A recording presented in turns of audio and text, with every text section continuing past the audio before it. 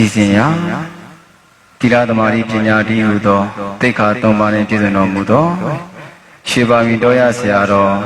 ရှင်စနာတိကအရှင်သူမြတ်ကြီးဖျားယနေ့ကြွရောက်လာကြကုန်သောဓမ္မဆွေတော်မျိုးတော်အပေါင်းတို့အားတနာမေတ္တာကရုဏာဖြင့်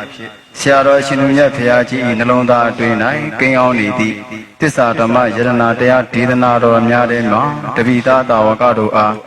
တင့်လျော်မိဆုဆုံးမဩဝါဒတို့ဖြင့်ချီးမြှင့်ပေးသနာတော်မူပါယံဖျားတပည့်တော်မှယူသည်စွာဖြင့်တောင်းပန်ပြောထားအပ်ပါသည်ဖျား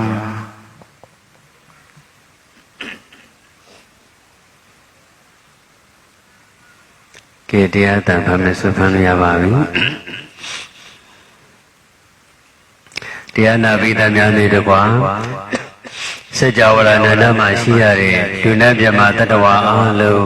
ကိုရောစိတ်ပါကျမ်းမာချမ်းသာကြပါစေလို့နှုတ်ခွန်းဆက်မေတ္တာဘုဒ္ဓရင်ဒီနေ့2019ခုနှစ်မတ်လ18ရက်ဟုတ်တယ်မတ်လ19ရက်ထိုင်းနိုင်ငံစုစွဲ84လမ်းဝတ်ခုဆန်ဘုန်းတော်ကြီးကျောင်းတိုက်ဓမ္မသဘင်မန္တမှာဆင်ကျင်းပါတယ်မျက်စီရနာဓမ္မမောင်မိုင်များအသင်းကြီးရဲ့21ကြိမ်မြောက်ဓမ္မဒါနတရားအလှအမတဒါနဉာဏ်နိဗ္ဗာန်အလှမျက်စီရနာဓမ္မမောင်မိုင်များအသင်းကြီးကနေကြီးမှုပြီးတော့ထိုင်းနိုင်ငံမှာရောက်ရှိနေကြတဲ့ဓမ္မမိတ်ဆွေများပရဟိတမိတ်ဆွေများအတူတူပူးပေါင်းစီစဉ်ဆင်ကျင်းပါတယ်21ကြိမ်မြောက်ဓမ္မဒါနတရားအလှအမတဒါနဉာဏ်နိဗ္ဗာန်အလှဓမ္မသဘင်မှာနှလုံးသားတောင်ထိပ်ကအရဟံစီရီလို့အမည်ပေးထားတဲ့တရားတော်နဲ့ဓမ္မဒါနတရားလူပြီးလူမှာဖြစ်ပါတယ်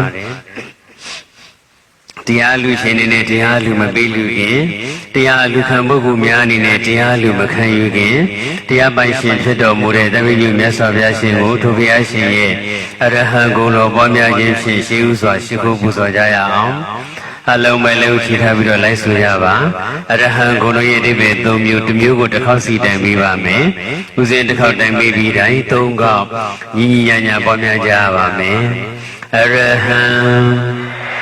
ကိလေသာကင်းစင်တော်မူသောမြတ်စွာဘုရား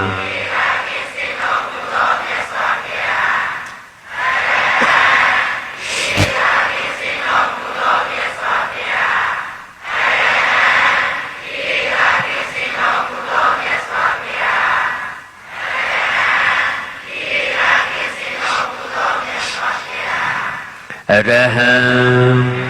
စိတ်ွယ်ရာရ၌ပင်မကောင်းမှုကိုပြုတော်မမူသောမြတ်စွာဘုရား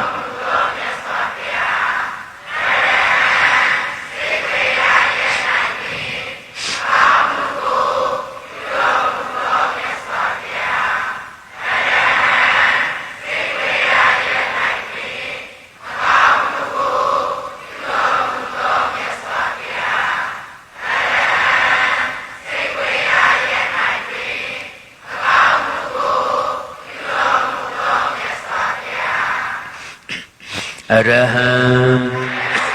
ပူဇော်ထူးကိုခံယူတော်မူထိုင်သောမြတ်စွာဘုရား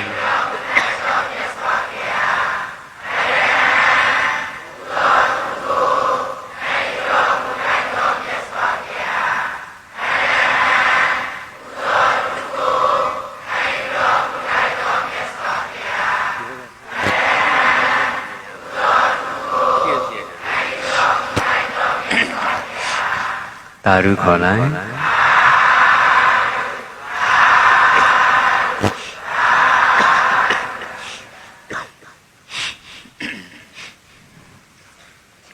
ြတ်စွာဘုရားရှင်ရဲ့အရဟံဂုဏ်တော်ပွားများပူဇော်ပြီးဖြစ်တဲ့အတွက်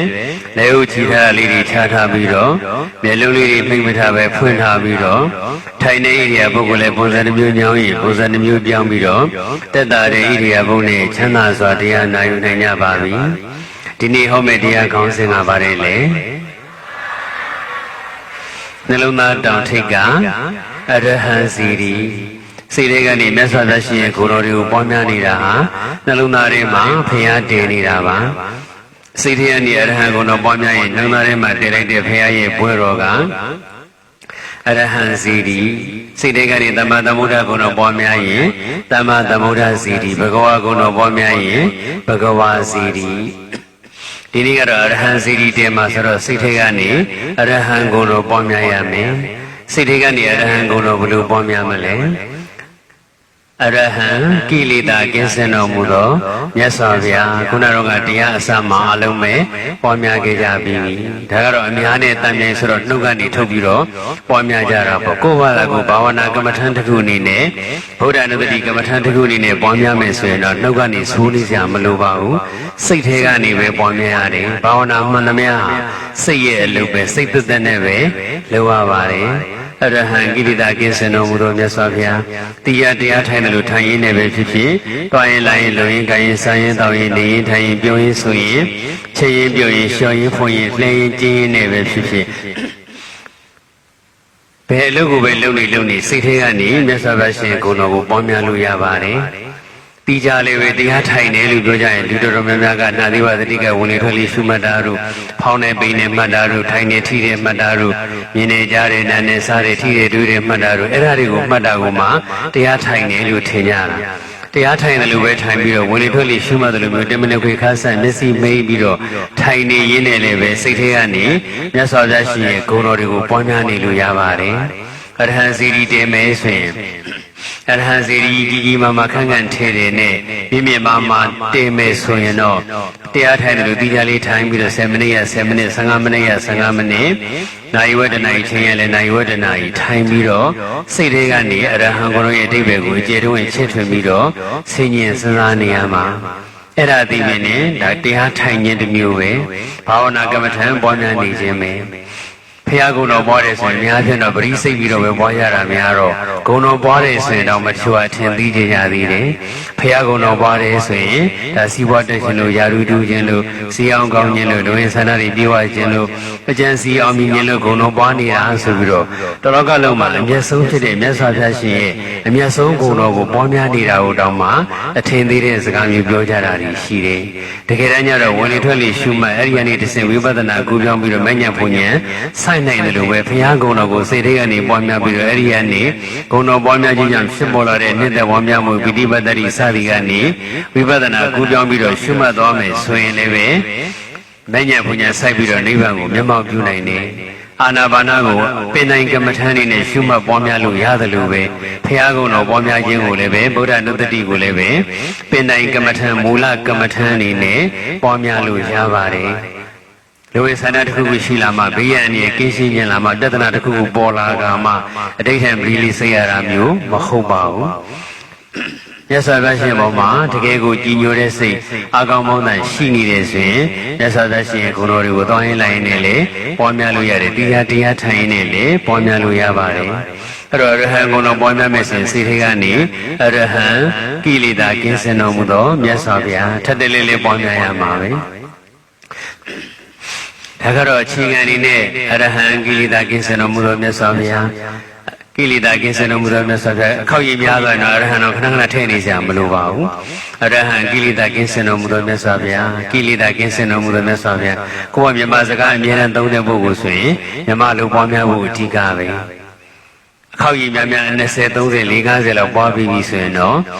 ဒီလောက်နဲ့လည်းပဲစိတ်ကရက်နေလို့မရတော့ပါဘူးချဲ့ထွင်စဉ်းစားခြင်းနဲ့စိတ်ကလေးကပေါ်လာတယ်ကိလေသာဆိုတာပါဠိစကားလုံးဖြစ်နေသေးတယ်ကိလေသာဆိုတာစိတ်ကိုပူလောင်စေတတ်တဲ့သဘောစိတ်ကိုညှဉ်းနှွမ်းစေတတ်တဲ့သဘော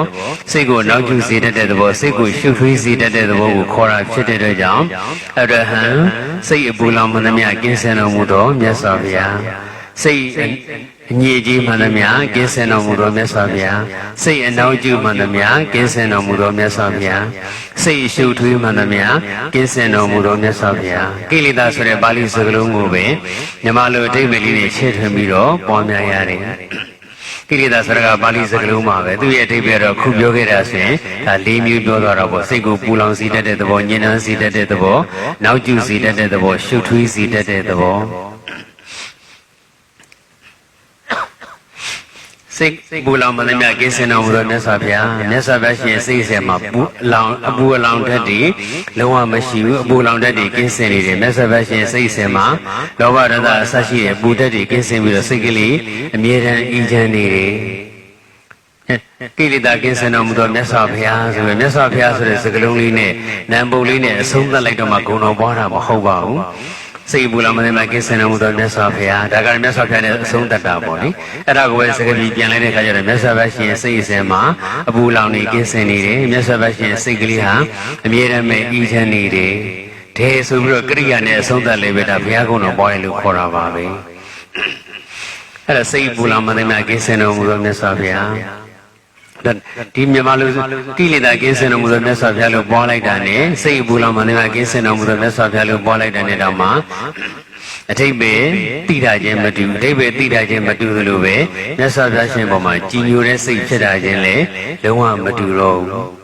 ကိုယ့်ရဲ့စိတ်ပေါ်မှာအကျိုးတရားမှုကျိုးတရားသွားတာခြင်းလည်းလုံးဝမတူတော့စိတ်အပူလောင်မနေမှာကင်းစင်တော်မူသောမြတ်စွာဘုရားလို့ပွားလိုက်တဲ့နေ့တွေနဲ့ကိုယ့်ရဲ့စိတ်မှာလည်းအပူဓာတ်တွေကင်းစင်သွားတယ်လို့ခံစားရတယ်အကြိမ်ကြိမ်ခါခါပွားများမယ်ဆိုရင်တကယ်လည်းပဲအပူလောင်ဓာတ်တွေကင်းစင်ပြီးတော့စိတ်ကလေးကအေးချမ်းနေပါတယ်စိတ်ညစ်ကြေးမှန်မှကင်းစင်တော်မူသောမြတ်စွာဘုရားမြတ်စွာဘုရားရှင်ရဲ့စိတ်ဆင်မှာလောဘဒေါသအစရှိတဲ့အညစ်အကြေးတွေလုံးဝမရှိဘူးမြတ်စွာဘုရားရှင်စိတ်ကလေးဟာအမြဲတမ်းသန့်စင်နေတယ်စိတ်အနောက်ကျမှန်မှကင်းစင်တော်မူသောမြတ်စွာဘုရားမြတ်စွာဘုရားရှင်ရဲ့စိတ်ဆင်မှာလောဘဒေါသမာနဣဒ္ဓမစ္စရိယအစရှိတဲ့နောက်ကျစေတတ်တဲ့ဓာတ်သဘာဝတွေလုံးဝမရှိဘဲနဲ့မြတ်စွာဘုရားရှင်စိတ်ကလေးဟာအမြဲတမ်းကြည်လင်းနေတယ်စိတ်အရှုပ်ထွေးမှလည်းမြတ်ကင်းစင်တော်မူသောမြတ်စွာဘုရားမြတ်စွာဘုရားရှိရဲ့စိတ်အစဉ်မှာဥဒိစ္စဌိနာအစရှိတဲ့ကိလေသာ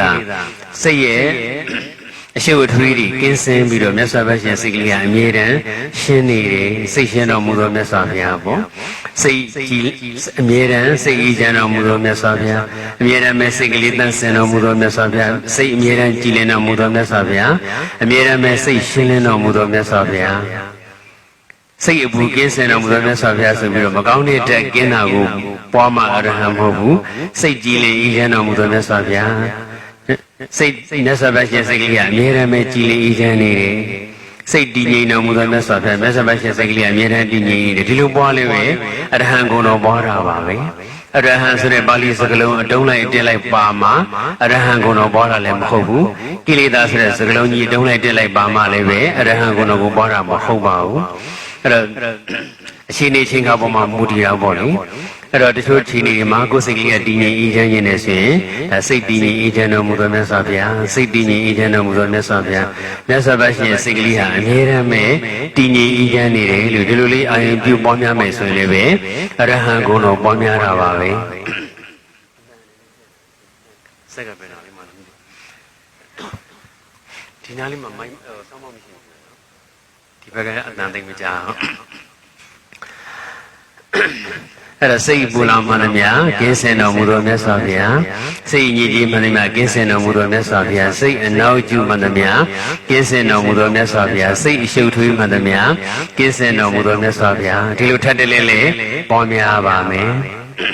အဲ့လိုထပ်တလဲလဲပွားများမယ်ဆိုရင်ကိုပွားများနေတဲ့ကိုသိနေတဲ့အဓိပ္ပာယ်နဲ့သက်ဆိုင်တဲ့တက္ကောင်းဓမ္မတွေကိုယ့်ရဲ့စိတ်ဆင်မှလည်းကုသလာတယ်ဂုဏ်တော်ပွားတယ်ဆိုတာကခုနစီဝတ်တဲ့လူရင်းလေးပြောမယ်ဆိုတော့အဆိုးရိကင်းတဲ့အကောင်းကြီးပြည့်စုံတယ်အန္တရာယ်ကင်းရှင်းတဲ့လူဝင်ဆန္ဒတွေပြီးသွားတယ်ဆိုတာတကယ်တော့ဂုဏ်တော်ပွားခြင်းကြောင့်ဖြစ်ပေါ်လာတဲ့ပြီးထွက်ကောင်းကျိုးတွေပဲဓာတ်ရိုက်ကောင်းကျိုးမဟုတ်ဓာတ်ရိုက်ရမယ်ကောင်းကျိုးဆိုတာကတော့ကိုပွားနေတဲ့အဓိပ္ပာယ်နဲ့သက်ဆိုင်တဲ့တက္ကောင်းဓမ္မတွေကိုယ့်ရဲ့စိတ်ဆင်မှာကုသလာတာပဲအရဟံဂုဏ်တော်ပွားတဲ့စိတ်မိုင်လောဘဒေါသဆက်ရှိတဲ့ကိရိတာတွေကင်းစင်တော်မူသောမြတ်စွာဘုရားလို့ပွားများနေတာဘာအကျိုးတွေလဲဆိုရင်ကိုယ့်ရဲ့စိတ်ဆင်မှာလောဘဒေါသဆက်ရှိတဲ့ကိရိတာအငြိကြီးတွေကင်းစင်မှုအတွက်ပွားတာပဲဒါနသီလဆက်ရှိတဲ့တခြားကုသိုလ်တွေလုပ်လေပဲဘယ်ကုသိုလ်ပဲလုပ်လို့ကုသိုလ်စိတ်ဖြစ်နေတဲ့အခိုက်အတန့်မှာတော့လောဘဒေါသဆက်ရှိတဲ့ကိရိတာတွေသူ့တိုင်းတာနဲ့သူတော့ကင်းစင်တာပါပဲဒါပေမဲ့လို့မြတ်စွာဘုရားရှင်စိတ်ဆင်မှာလောဘဒေါသကင်းစင်တဲ့အကြောင်းကိုဓာတ်ရိုက်ပွားနေတဲ့အခါကျတော့ကိုယ်စိတ်မှာရှိနေတဲ့လောဘဒေါသတွေကိုဓာတ်ရိုက်ပုတ်ချီဖယ်ရှားပြစ်လိုက်တယ်လို့ဖြစ်သွားတယ်ကိလေသာကင်းစင်မှုအားပို့ပြီးတော့ကောင်းတယ်ပေါ့ဒါကြောင့်မလို့ကိလေသာဆိုတဲ့ပါဠိစကားလုံးရဲ့အဓိပ္ပာယ်လေးမြန်မာလိုအဓိပ္ပာယ်လေးနဲ့ချက်ပြီးတော့ပွားပြီးပြီဆိုရင်ကိလေသာတွေရဲ့သရုပ်အဓိပ္ပာယ်လေးနဲ့လည်းပွားနိုင်ရမယ်အရဟံကိလေသာကင်းစင်တော်မူသောမြတ်စွာဘုရားလို့ပါဠိတသက်ပဲပွားမယ်ဆိုရင်ကိလေသာဆိုတဲ့ပါဠိစကားလုံးကမြန်မာစကားလေးနဲ့မွေးစားပြီးတော့အမြဲတမ်းသုံးနှုန်းနေကြတာဆိုတော့ကိလေသာလို့ပြောလိုက်ရင်ဖွမအာယုကာမဂုဏ်ကိုတာယာတက်မဲ့ခံစားတဲ့တဏှာရာဂကိုပဲကိလေသာလို့လူတွေကယူဆရတယ်မြန်မာစကားမှာကျတော့အဲ့ဒီအထိပ္ပယ်ကိုပဲကိလေသာလို့ယူသုံးကြတာ哦ခုခေတ်ဆိုလို့ရှိရင်တန်ငယ်မရင်းတို့တကြီးမရင်းတို့နေရာအနှံ့နေစင်းနေမြတ်တဲ့တင်းတွေကြားနေရတယ်ဖတ်နေကြရတယ်အဲ့ဒီခါမျိုးမှာပြောတတ်ကြတယ်ဒီလူတော်တော်ကိလေသာတောင်းချမ်းတာပဲဟောလူတွေတော်တော်ကိလေသာထူပြောလာကြတာပဲနဲ့ပြောလိရှိကြတယ်ဒီလိုဖုံမအယုကာမဂုဏ်အထီးတွေခံစားတာကိုပဲကိလေသာလို့လူတွေကထင်နေကြတာပေါ့တကယ်တမ်းကျတော့အဲ့ဒီဟာကိုသာကိလေသာလို့ခေါ်တာမဟုတ်ပါဘူးကိလေသာဆိုတာကအများကြီးရှိတယ်ကိလေသာ10ပါးလောဘဒေါသစသည်အဖြစ်ပေါ့နော်အဲ့ဒီကိလေသာ10ပါးကလည်းအလွတ်ကျက်ထားမှာခုဒီမှာရှိတဲ့တရားနာပိဋကတွေလည်းအရဟံဂုဏ်တော်တော့ပွားကြတယ်မလားပရိဝေစိတ်တလားစိတ်နဲ့ပွားတာပရိဝေစိတ်တာကဲဒါဆိုကိလေသာ10ပါးလေးဆိုကြည့်ပါဦးအရဟံပွားတယ်ဆို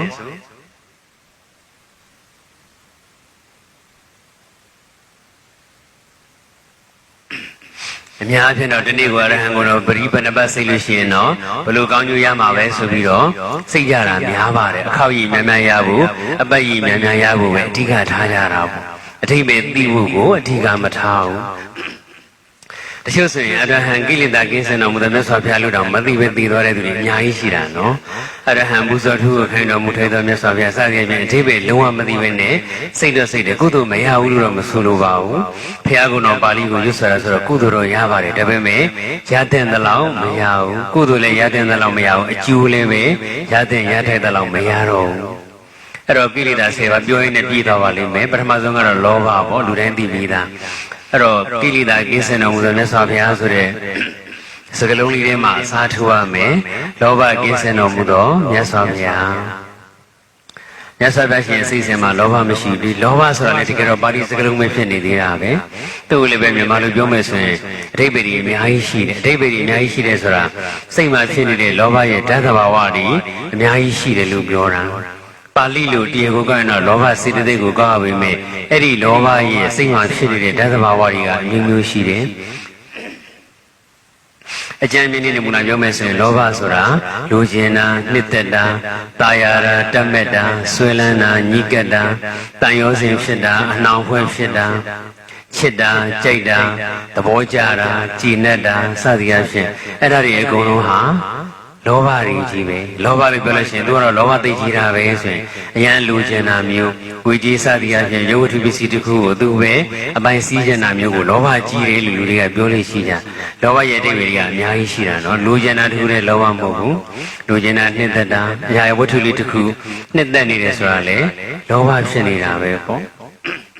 အဲ့တော့လောဘရဲ့အဓိပ္ပာယ်တွေကိုအကျဉ်းမြင့်စဉ်းစားပြီးတော့တစ်ခုချင်းပွားရမယ်လူကျင်မှုမှန်သမျှကင်းစင်တော်မူသောမြတ်စွာဘုရားမြတ်စွာဘုရားရှင်စိတ်ဆက်မှာလူကျင်တဲ့တက်တည်လုံးဝမရှိဘူးငါတို့သာဆိုရင်ဟိုဟာလူကျင်ဒီဟာလူကျင်နဲ့အမြဲတမ်းလူကျင်နေတာပဲမြတ်စွာဘုရားရှင်မှာတော့ဘာဆိုဘာကိုမှမလူကျင်တော့လူကျင်မှုမှန်သမျှကင်းစင်တော်မူသောမြတ်စွာဘုရားတာယာမှုမှန်သမျှကင်းစင်တော်မူသောမြတ်စွာဘုရားတက်ရှိနေပတ်သက်လို့လည်းဘာမှမတာရတော့ဘူးတက်မဲ့နဲ့ပတ်သက်လို့လည်းဘာမှမတာရတော့စောက်ကြခြင်းပေါ့ကိုပြောလိုက်တဲ့မြန်မာလူအဓိပ္ပာယ်လေးကိုပဲချက်ပြီးတော့စဉ်းစားရမှာပဲတာယာရဲဆိုတော့အာယုန်ကိုတာယာရဲဆိုတော့ဘလို့တာယာစရာကောင်းတဲ့အာယုန်ကိုပဲဖြစ်ဖြစ်မြတ်စွာဘုရားရှင်မှာတာယာရဲဆိုတာမရှိတော့ဘူးဘလို့အာယုန်မျိုးဖြစ်ဖြစ်လို့ပြောလိုက်တော့အာယုန်၅ပါးအာယုန်၆ပါးဆိုတာကြာဘူးနောက်ဝရှိပြီးသားဆိုရင်တခုချင်းချင်းမောလိုက်ရုံပဲဘလောက်တာယာစရာကောင်းတဲ့အစင်းအာယုန်ကိုပဲဖြစ်ဖြစ်မြတ်စွာဘုရားတာယာရဲဆိုတာမရှိတော့ဘူးဘလောက်တာယာစရာကောင်းတဲ့အတန်အာယုန်ကိုပဲဖြစ်ဖြစ်မြတ်စွာဘုရားမတာယာတော့ဘူးအနတ်အာယုန်ရတာအာယုန်ထိထိအာယုန်သဘောတရားအာယုန်အာယုန်၆ပါးလုံးတစ်ခုချင်းစိတ်ရှိလေးရှိပွားလိုက်ရုံပဲပေါ့အဲ့လိုစိတ်ရှိလေးရှိလေးပွားလိုက်မယ်ဆိုရင်ဘလောက်တာယာစရာကောင်းတဲ့အစင်းအာယုန်ကိုပဲဖြစ်ဖြစ်အတန်အာယုန်ကိုပဲဖြစ်ဖြစ်မြတ်စွာဘုရားရှင်မှာတာယာတဲ့စိတ်မရှိတော့ဘူးထက်တလေးလေးပွားများရင်းနဲ့မြတ်စွာဘုရားရှင်ရဲ့ဘဝမှာတာယာစရာအာယုန်နဲ့ကြုံမှလင်းနဲ့တာယာမှုမဖြစ်ခဲ့တဲ့တက်တိတာရကလေးတွေကိုဖတ်ထားတဲ့တရားစာကိုကိုနာထားတဲ့တရားတွေပေါ်မှာမူတည်ပြီးတော့ပေါ်လာတတ်ပါတယ်အဲ့ဒီပေါ်လာတဲ့အထိပ္ပယ်လေးနဲ့ချဲ့ထွင်ပြီးတော့ပွားမှာပဲဆိုကြပါစို့မန္တရဲ့သမီးတော်တွေမြတ်စွာဘုရားရှင်ကိုလာပြီးတော့ဖြားယောင်းကြတယ်မြတ်စွာဘုရားရှင်ရှိမှလာပြီးတော့အမျိုးမျိုးဖော်ပြကြချွတ်ပြကြဆူပြကြကပြကြနဲ့မိန်းမတို့ရဲ့အတက်မာယာမျိုးစုံနဲ့ဖြားယောင်းမြူဆွဲတယ်အင်မတန်ချုံမွန်လာပါတဲ့နတ်သမီးလေးတွေကဖြားယောင်းမြူဆွဲပေးမယ်လို့မြတ်စွာဘုရားတာယာတဲ့စိတ်လုံးဝမဖြစ်ခဲ့ဘူးဒါဗုဒ္ဓဝိနည်းပါဠိဖတ်ဖို့လို့ရှိရင်ဒီဖြစ်ပျက်ကိုကြားဖို့မှာပဲအဲ့တော့တရားဘုဟုသုဒ္ဓတွေအများများရှိတယ်ဆိုရင်ကိုကဘယ်ကုံတော်ကိုပွားတယ်လဲပွားလိုက်တဲ့ကုံတော်နဲ့သက်ဆိုင်တဲ့အဓိပ္ပာယ်သက်ဆိုင်တဲ့သက်သေတာရကအဖြစ်ပျက်ကလေးတွေကိုဆွဲသွင်းပြီးတော့ပွားများလိုက်ရုံပဲတန်ရောစင်မှန်သမျှကင်းစင်တော်မူသောမြတ်စွာဘုရားဒါတန်ရောစင်ဆိုတာကတော့မြန်မာစကားအနေနဲ့ယူသုံးတဲ့အခါကျတော့ချစ်ခင်တွေ့တာကိုပဲတန်ရောစင်လို့ပြောနေကြလို့လောဘရဲ့အဓိပ္ပာယ်ထဲမှာတန်ရောစင်လို့ပြောလိုက်တာတကယ်တမ်းကျတော့တန်ရောစင်ဆိုတာလောဘတစ်ခုတည်းရှိတာမဟုတ်ပါဘူးဒေါသဆိုတာလည်းတန်ရောစင်ပဲမာနဆိုတာလည်းတန်ရောစင်ပဲဣဒ္ဓမစ္စရိယဆိုတာလည်းတန်ရောစင်ပဲတန်ရောစင်ကလည်း10ပါးတော်မြတ်စွာဘုရားဟောထားတာပဲတန်ရောစင်ဆိုတာပါဠိစကားလုံးတန်ရောစနာပေါ့နော်ချင်းတုံနှောင်တတ်တဲ့သဘောဖွဲ့ချီတတ်တဲ့သဘောပဲစိတ်ကိုတုံနှောင်ထားတဲ့သဘောကိုတန်ရောစင်လို့ခေါ်တာချစ်တဲ့အာယုံကမှကိုယ်စိတ်ကိုတုံနှောင်ထားတာမဟုတ်ပါဘူးကိုမုန်းနေတဲ့အာယုံမုန်းနေတဲ့အဖြစ်အပျက်ကလည်းပဲကိုယ့်ရဲ့စိတ်ကိုတုံနှောင်ထားတာပဲကိုမနာလိုဘူးလို့ဖြစ်နေတဲ့အာယုံကလည်းပဲကိုယ့်ရဲ့စိတ်ကိုတုံနှောင်ထားတာပဲစသည်အဖြစ်ပေါ့နော်စိတ်ဒီပြန့်လွင့်နေတယ်ဆိုလည်းပဲဒါပြန့်လွင့်စိတ်ပြန့်လွင့်ခြင်းဆိုတဲ့သဘောတရားကြီးကကိုယ့်ရဲ့စိတ်ကိုလွတ်လပ်မှုမရှိအောင်တုံနှောင်ထားတဲ့သဘောပဲဒါကြောင့်မလို့လောဘဒေါသအစရှိတဲ့10မျိုးရှိတာပေါ့ကိလေသာ10ပါးနဲ့ချွတ်ဆွတ်တော့မတူဘူးအဲ့ဒီ10မျိုးစိတ်ကိုတုံ့နှံတဲ့တန်ရောစင်ကလည်း10ပါးရှိပါတယ်ဒါပေမဲ့မြန်မာစကားအနေနဲ့ပြောတဲ့အခါကျတော့တန်ရောစင်ကြီးတယ်သူကသိတန်ရောစင်ကြီးတာပဲဆိုရင်အရင်ချစ်တတ်တာကိုပြောတာဖြစ်နေတာပေါ့ဒါကြောင့်မလို့လောဘကိလေသာကင်းစင်တော်မူသောမြတ်စွာဘုရားဆိုတာကိုပွားရင်တန်ရောစင်ကင်းစင်တော်မူသောမြတ်စွာဘုရားရှင်မှာတက်ရှိတဲ့ပတ်သက်လို့လည်းဘာတန်ရောစင်မှမရှိတော့ဘူးတက်မဲ့တဲ့ပတ်သက်လို့လည်းပဲဘာတန်ရောစင်မှမရှိတော့ဘူးဘသူပေါ်မှာလည်းမြတ်စွာဘုရားတန်ရောစင်တွဲနေတယ်ဆိုတာမရှိဘူးဘယ်အရာဝတ္ထုလေးပေါ်မှာမှလည်းမြတ်စွာဘုရားတန်ရောစင်တွဲနေတယ်ဆိုတာမရှိဘူးဒါထက်တလဲလဲဒါအတန်ဟိုအခုကတော့အတိတ်ပဲနေပြောတာဆိုတော့တမျိုးတစ်ခေါက်ပဲပြောသွားမှာပေါ့ ကိုဂုံတော်ပွားတယ်ဆိုတာကြတော့ထက်တလေးလေးပွားများရမှာတန်ရုံးစဉ်ကင်းတော်မူတဲ့မြတ်စွာဘုရားဆိုတာကိုပဲ10 ကြိမ်50 ကြိမ်တရားစသဖြင့်စိတ်ထဲနေထက်တလေးလေးပွားများနေရမှာထက်တလေးလေးဆိုးနေရမှာပေါ့လေတနည်းပြောမယ်ဆိုရင်တော့အဲ့လိုထက်တလေးလေးဆိုပါများသွားရင်တော့တတိတာရကဆိုတာလည်းပေါ်လာမှာပဲဘုရားကုံတော်ပွားတယ်ဆိုတာမြတ်စွာဘုရားရှင်ရဲ့အကြောင်းအရာကိုစဉ်းစားတာပဲဂုံနဲ့အည်သွေးနဲ့ဆက်ဆက်ပြီးတော့စဉ်းစားတာပေါ့လေအဲ့ဒါဆိုရင်တော့သက်ဆိုင်ရာသက်တည်ထောက်ထားကလည်းလိုတာပဲတရားဆွဲမယ်ဆိုတော့မှသက်တည်ထောက်ထားပြည့်စုံမှဆွဲလို့ရတာလေသက်တည်ထောက်ထားမရှိဒီလိုမဟုတ်တဲ့လုံးတွေမှသိပြီမဲ့လေသိသိနေပဲဒီလိုပဲခံနေရတာပဲသက်တည်ထောက်ထားမပြည့်စုံမှုဆိုလေဒီလူဒီမှုကျွလို့ထားမှသိသိနေလေပဲဘာမှအရေးယူလို့မရဘူးအဲ့လိုပါပဲမြတ်စွာဘုရားရှင်ပေါ်မှာကြည်ညိုတဲ့တရားတရားတွေအားကောင်းလာဖို့ဆိုတာကကိလေသာကင်းတဲ့အကြောင်းပွားရင်ကိလေသာကင်းတဲ့နဲ့ပတ်သက်တဲ့သက်တည်ထောက်ထားသက်တည်ထောက်ထားဆိုတော့ကိုယ်ကလည်းဘုရားနဲ့မတူဘူးပေါ့လေပိဋကတ်တော်မှာလာရှိတဲ့အကြောင်းအရာလေးတွေနဲ့စဉ်းစားပြီးတော့ကြည်ညိုရမယ်တန်အောင်စဉ်ကင်းစင်တော်မူသောမြတ်စွာဘုရားတက်ရှိတန်အောင်စဉ်နဲ့လုံးဝမရှိလို့ပြောလိုက်ရင်ဒါတက်ရှိနေနေဆိုရင်တန်အောင်စဉ်တွဲမယ်ဆိုတွဲเสียခမဲတော်ကြီးရှိတာပဲခမဲတော်ကြီးဒါပြိဋိဘံမဆန်ခင်ဆိုရင်ဒါခမဲတော်ကြီးသောတော်ရဏမင်းကြီးရှိတာပဲသောတော်ရဏမင်းကြီးခမဲတော်ကြီးပေါ်မှာတန်အောင်စဉ်တွဲတယ်လို့ဆိုပြီးတော့ကပိလဝတ်ကိုခဏခဏကြွတယ်ဆိုတာမျိုးလုံးဝမရှိပါဘူးတစ်သက်လုံးမှာကပိလဝတ်မှာတဝါပဲသတင်းသုံးခဲ့ဘူးလားစေမတော်မျိုးမဆက်တာဝိထီမှာအနာတပိနေဝိဒခါတော်နေတဲ့တာဝိထီမျိုးမှာပဲ25ဝါ25နှစ်တိုင်သတင်းသုံးနေတန်ရောစင်ကိုအခြေခံပြီးတော့ငါမွေးခဲ့တဲ့နေရာငါမွေးရမြေလေးပဲဇာတိတန်ရောစင်လေးနဲ့လေကပိလဝတ်ပေါ်မှာတွေ့တာမနေပါဘူးဒါတမဲ့တန်ရောစင်လည်းမရှိဘူးပေါ့နော်တက်ရှိတန်ရောစင်နေလည်းခမဲတော်ဒီဆွေတော်မျိုးတော်ဒီညီကောင်မောင်နှမဝမ်းဝဲကြီးအများကြီးရှိတယ်ဆိုပြီးတော့ဒီကပိလဝတ်နေပြီးတော့မှပဲငါကိုကြာလေးဝါဆိုမယ်ဆိုတာမျိုးလုံးဝမရှိပါဘူးတတဝဝိနည်းရရဲ့အကျိုးစီးပွားအတွက်ပဲပွင့်ထွန်းပေါ်ပေါက်လာတာဖြစ်တဲ့အတွက်ကြောင့်မလို့ဘယ်နေရာမှာဘယ်မြို့မှာနေလို့ရှိရင်တတဝရီအတွက်ပို့ပြီးတော့အကျိုးများမလဲဆိုတာပဲကြည့်ပြီးတော့တတဝရီပို့ပြီးတော့အကျိုးများမဲ့နေရာမှာပဲအချိန်ကြာကြာသတင်းသုံးပါလေအဲ့တော့တန်ရောစဉ်ကင်းစင်တော်မူတဲ့မြတ်စွာဘုရာ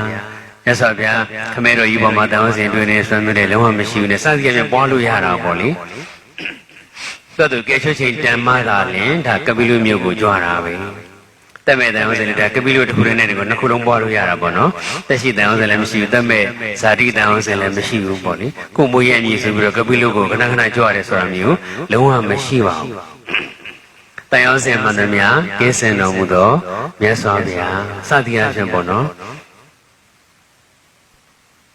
လောဘတစ်ခုတည်းမှာကိုပဲပွားမယ်ဆိုရင်ဒါတဏှာကြီးပွားတော့မှမကုန်နိုင်ဘူ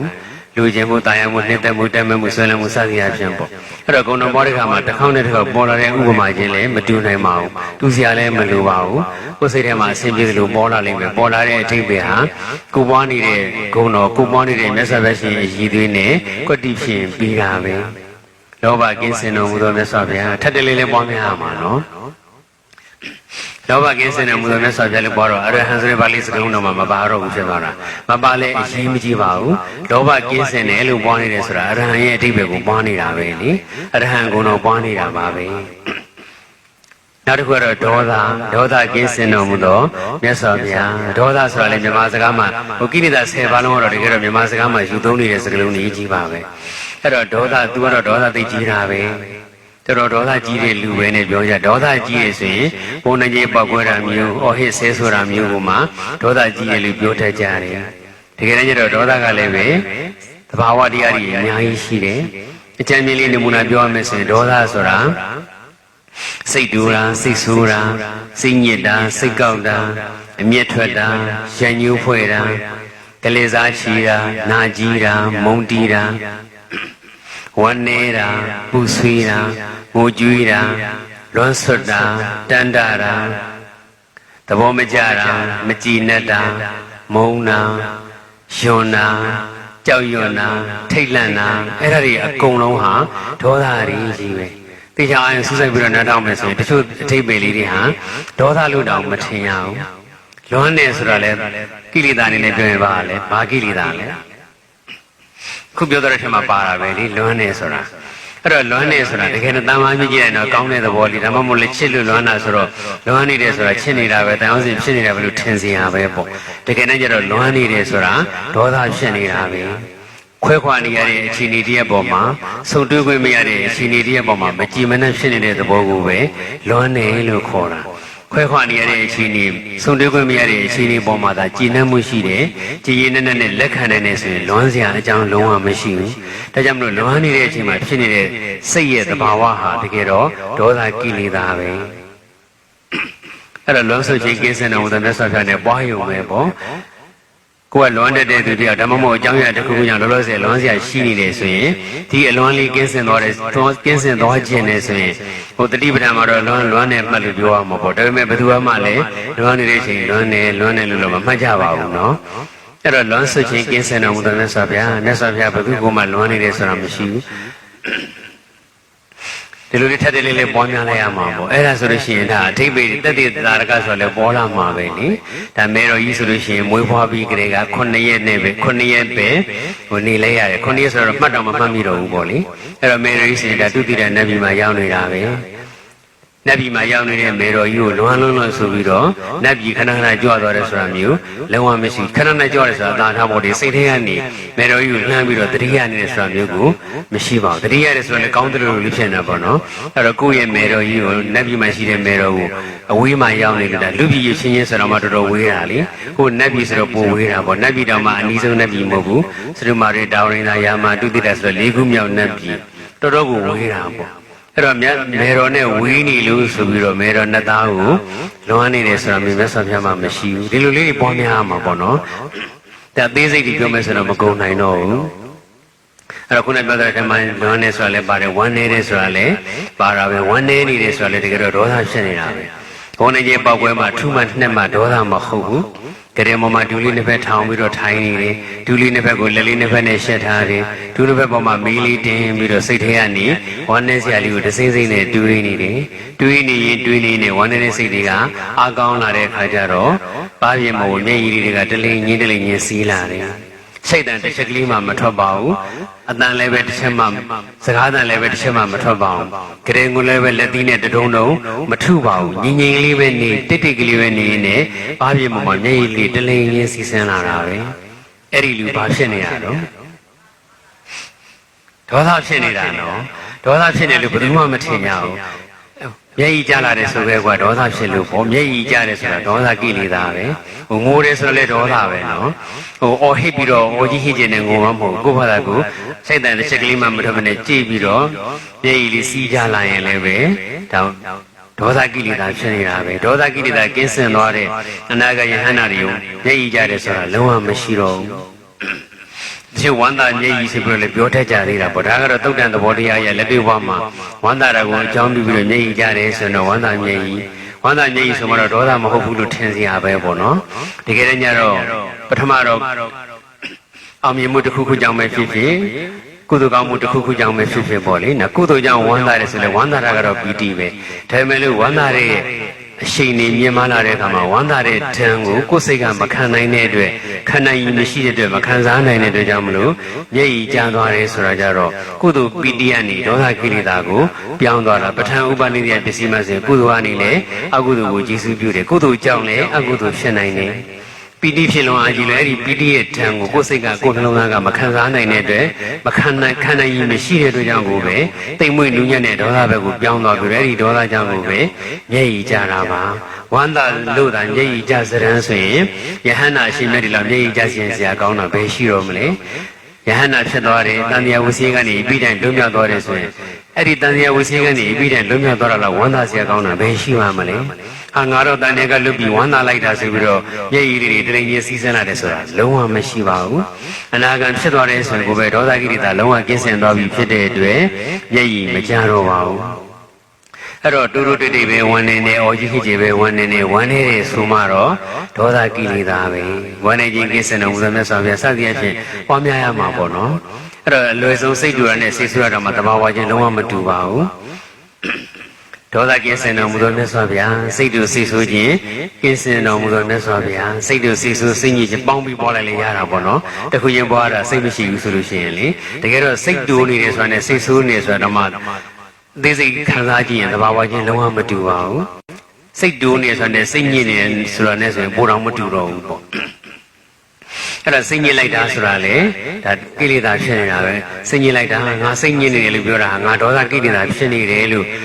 ပြောတာနဲ့အတူတူပဲနော်ဒေါသဆိုတာလေးဖြောက်လိုက်မယ်ဆိုရင်တော့ငါကိလေသာဖြစ်နေလို့ပြောတာနဲ့အတူတူပဲလူတွေကခုနသူသားဆန္ဒနဲ့ပတ်သက်တာဟိုမှာကိလေသာလို့ထင်နေကြတာစိတ်ညစ်နေတယ်ဆိုတာကလည်းကိလေသာဖြစ်နေတာပဲအဲ့တော့မြတ်စွာဘုရားရှင်ကဘာအကြောင်းကြောင့်မှစိတ်တူတယ်စိတ်ဆိုးတယ်စိတ်ညစ်တယ်ဆိုတာမရှိဘူးဘလို့အာယုမျိုးနဲ့ပဲကြုံကြုံဘလို့ဖြစ်ဖြစ်မျိုးနဲ့ပဲကြုံကြုံစိတ်တူတယ်စိတ်ဆိုးတယ်စိတ်ညစ်တယ်ဆိုတာမြတ်စွာဘုရားရှင်မှာလုံးဝမရှိတော့ဘူးဘသူကပဲဘလို့ပဲဆဲဆဲဘသူကဘလို့ပဲပြောဘလို့ပဲကိရိမြတ်စွာဘုရားရှင်မှာစိတ်တူစိတ်ဆိုးတယ်စိတ်ညစ်တယ်ဆိုတာမရှိတော့ဘူးဒါဘလို့အကြောင်းကြောင့်မှစိတ်မညစ်ဘူးလို့ပြောလိုက်တဲ့ဒီပိုင်းနဲ့အဲ့လိုစကလုံးဝဝီဆာဆာလေးချက်စဉ်းစားလိုက်ရမှာပေါ့ဘသူကဘလူပဲဆဲမြတ်စွာဘုရားစိတ်တူတယ်စိတ်ဆိုးတယ်စိတ်ညစ်တယ်ဆိုတာမရှိတော့ဘူးလို့ပြောလိုက်တဲ့နဲ့မြတ်စွာဘုရားကိုဆဲခဲ့မှုရဲ့ဖြစ်ပျက်လေးတွေဘုဟုတ္တရှိတယ်ဆိုရင်ပေါ်လာမှာပေါ့ဓမ္မဂဏီဘုရားကြီးဆိုရင်မြတ်စွာဘုရားရှင်ပေါ်မှာရန်ညှိုးဖွဲ့ထားတဲ့အတွက်သူ့ရဲ့မြို့ကိုမြတ်စွာဘုရားရဲ့နဲ့တန်ဃာတော်ကြီးကြွလာတဲ့အခါမှာလူမိုက်တွေကိုပတ်စံပြီးဟာနိဒွက်ကြီးပြီးပြီးတော့မြတ်စွာဘုရားနဲ့တန်ဃာတွေသွားလေးရလိုက်ပြီးတော့ဆဲတယ်အထူးသဖြင့်မြတ်စွာဘုရားကိုလိုက်ပြီးတော့ဆဲတယ်ဆယ်နီပေါင်းစုံနဲ့မြတ်စွာဘုရားရှင်ကိုလိုက်ဆဲတယ်ဒါပေမဲ့မြတ်စွာဘုရားရှင်ကစိတ်တူစိတ်ဆိုးတယ်စိတ်ညစ်တယ်ဆိုတာမရှိဘူးအရှင်အနန္ဒကတော့သောတာပန်ပဲဖြစ်သေးတာဆိုတော့စိတ်တူတယ်စိတ်ဆိုးတယ်စိတ်ညစ်တယ်မြတ်စွာဘုရားဒီမျိုးဝလူတွေတော်တော်အဆဲတန်တယ်ဘုရားတခြားမျိုးကိုပြောင်းကြရအောင်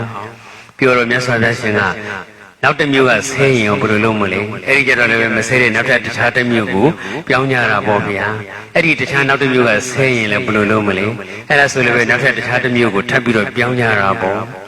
အဲ့ဒီလိုမြို့တစ်မြို့မှာသွားလို့ဆဲတိုင်းသာတစ်မြို့ပြီးတစ်မြို့လိုက်ပြောင်းနေမယ်ဆိုရင်ဘယ်တော့မှဆုံးမှာမဟုတ်ဘူးဒီနေရာမှာဖြစ်တဲ့ပြဿနာကိုဒီနေရာမှာပဲပြီးပြအောင်ဖြေရှင်းရတယ်ဒီနေရာမှာရင်ဆိုင်ကြုံတွေ့ရတဲ့အခက်အခဲကိုဒီနေရာမှာပဲကြော်လွှားလွန်မြောက်နိုင်အောင်ကြိုးစားရတယ်အနန္ဒငါမြတ်ဒီမျိုးနဲ့လုံးဝဘယ်ကိုမှမပြောင်းပါဘူးဆဲတာသူတို့လုပ်ပဲဆဲတာသိခံရမှာကိုယ်အလုပ်ပဲဆဲတာသူတို့လုပ်ပဲကိုယ်လှုပ်ဆက်ရှိတယ်လို့လုပ်ရမှာကိုယ်အလုပ်ပဲသူတို့ဘာသာတို့ဆဲခြင်းတယ်လို့ဆဲပါစီဒီမျိုးမှာပဲနေမယ်ဒီမျိုးမှာပဲဆောင်ခံကြမယ်ဒီမျိုးမှာပဲတရားစကားတွေပြောမယ်ဒီမျိုးမှာပဲတရားဟောမယ်ဒီမျိုးမှာပဲကဲချက်တဲ့ကဲချွတ်ထိုက်တဲ့ပုဂ္ဂိုလ်တွေကုန်နေထီအောင်ကဲချွတ်တဲ့အလုပ်ကိုလုပ်မယ်ကိုယ်အလုပ်ကိုပဲဆက်ပြီးတော့လုပ်သွားမယ်သူများတွေဆဲပေးမယ်လေမြတ်စွာဘုရားတုံလှုပ်ရဲ့လားမတုံလို့ဘူးဒါကြောင့်မလို့ဒေါသကင်းစင်တော်မြတ်စွာဘုရားလို့ပြောလို့ရှိရင်မြတ်စွာဘုရားရှင်ကိုဘယ်သူကဘလူပဲဆဲစိတ်တူတယ်စိတ်ဆိုးတယ်စိတ်ညစ်တယ်ဆိုတာမရှိတော့ဘာမှလည်းခွန်းတုံမပြန်ပါဘူးသူတို့ဆဲတာတွေမဟုတ်ပါဘူးဆိုပြီးတော့လေပြန်ရှင်းမနေပါဘူးခုခေတ်ဆိုလို့ရှိရင်လည်းပဲလူမှုကွန်ရက်တွေမှာတက်ကြည့်တယ်ဆိုရင်ဆဲကြတာတွေမတွေ့ဘူးလား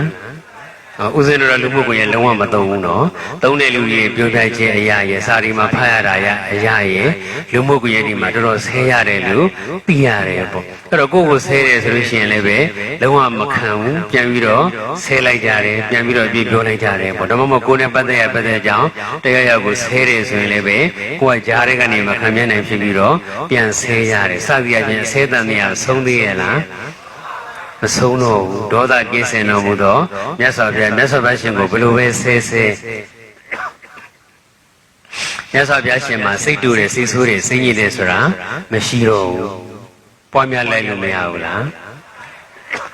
းအခုအများနဲ့ပွားတဲ့ခါကျတော့အရဟံကိလေသာကင်းစင်တော်မူသောမြတ်စွာဘုရားလို့သုံးခေါက်ပွားလိုက်ပေါ့ပွားလိုက်လေအရဟံကိလေသာကင်းစင်တော်မူသောမြတ်စွာဘုရား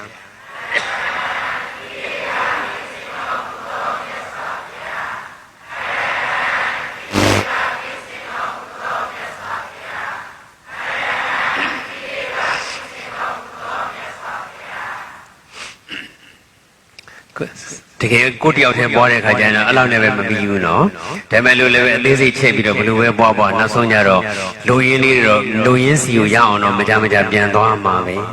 ဒါမြန်မာစာမှာစာစီစာကောင်းတွေပါရေးလို့ရှိရင်ခေါင်းစဉ်ပေးထားတဲ့ခေါင်းစဉ်မှာဓာတ်ရိုက်ပါတဲ့စာသားလေးကိုတစ်ပိုက်ချာနှစ်ပိုက်ချာလေးမကြခဏပြန်ပြီးတော့ထည့်ရေးရတယ်လို့မျိုးပဲပေါ့လောဘဒေါသကင်းစင်အောင်ပေါ်လို့ရှိရင်လောဘဒေါသရဲ့အဆုပြစ်တွေရေ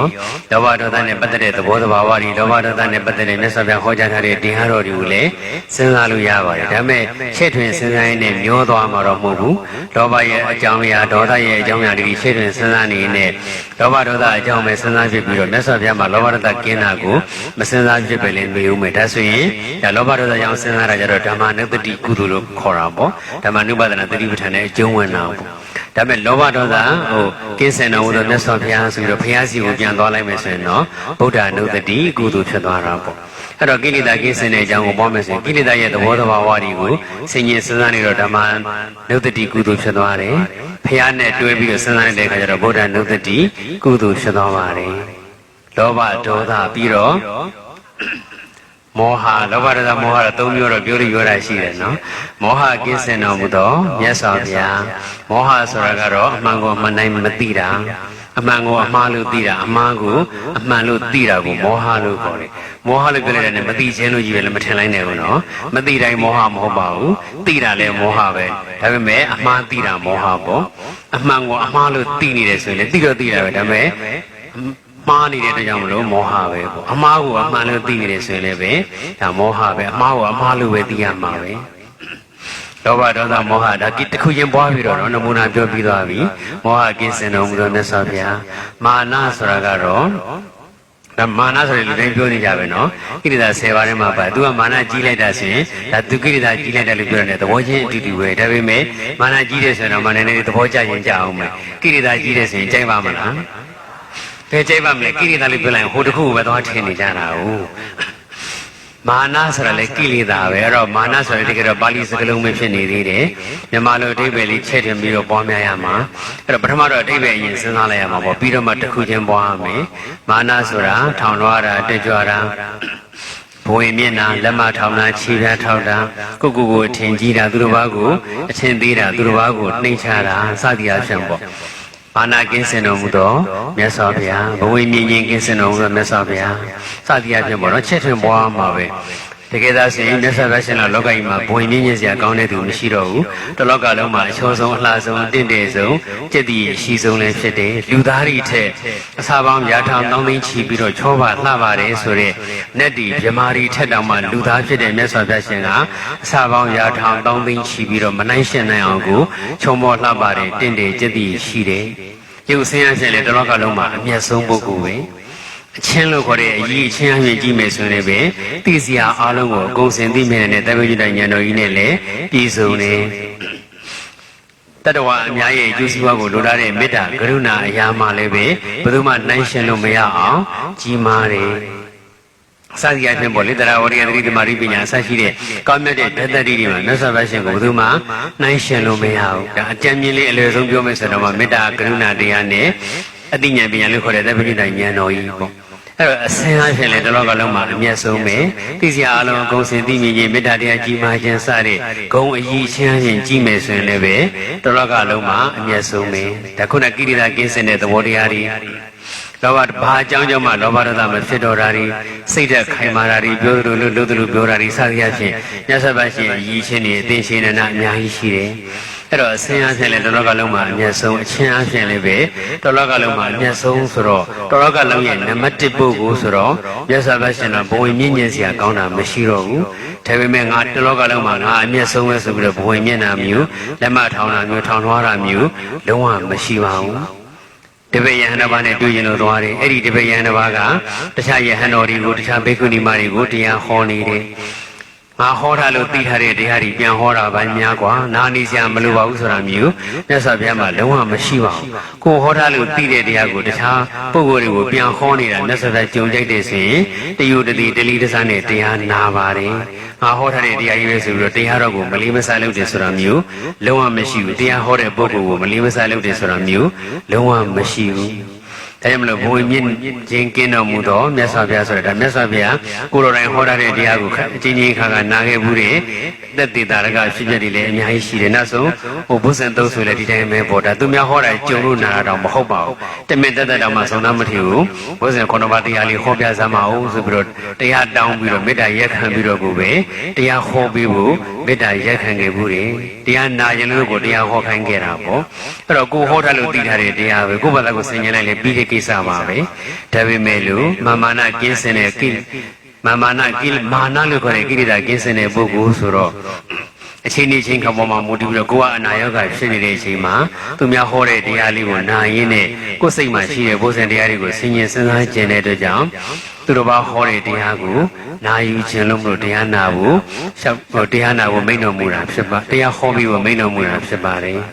အဲ့တော့မာနကြီးတဲ့ပုဂ္ဂိုလ်သာဆိုလို့ရှိရင်အဲ့လိုဟောခိုင်းပါမလားမဟောခိုင်းဘူးနော်မဲမဲတရားနာငါဟောမယ်ဆိုတော့ငိုကိုယ်ကကြီးပဲဟောမှာပဲမာနကင်းစင်တော်မူသောမြတ်စွာဘုရားစသည်ကိလေသာတစ်ခုချင်းမှာချဲ့စဉ်းစားမယ်ဆိုရင်စဉ်းစားလို့မရဘူးလားခုဒီနေ့ကနမူနာပြောလိုက်တဲ့ဆိုရင်ဒါခုတရားနာပြီးတဲ့21ချိန်တောင်ရှိပြီဒါတော့21ချိန်မြောက်ဆိုတာကတော့လူကိုယ်တိုင်အရှင်လက်လက်တရားနာတာကိုပြောတာပေါ့နော်တရားတိတ်ခွေနဲ့နာတာတို့တရားဆောင်နဲ့ဖတ်တာတို့လည်းအကြီးမောင်းများစွာလုပ်နေကြတယ်မလားအဲ့လိုဆိုတော့တရားဘာဝနေကြပြီပေါ့ဒါဆိုရင်တော့ဘုရားနဲ့ပတ်သက်တဲ့ဖြစ်တွေအများကြီးပေါ်လာမှာပဲနော်လောဘဒေါသမောဟမာနပြီးတော့ဘာကိလေသာရှိသေးတော့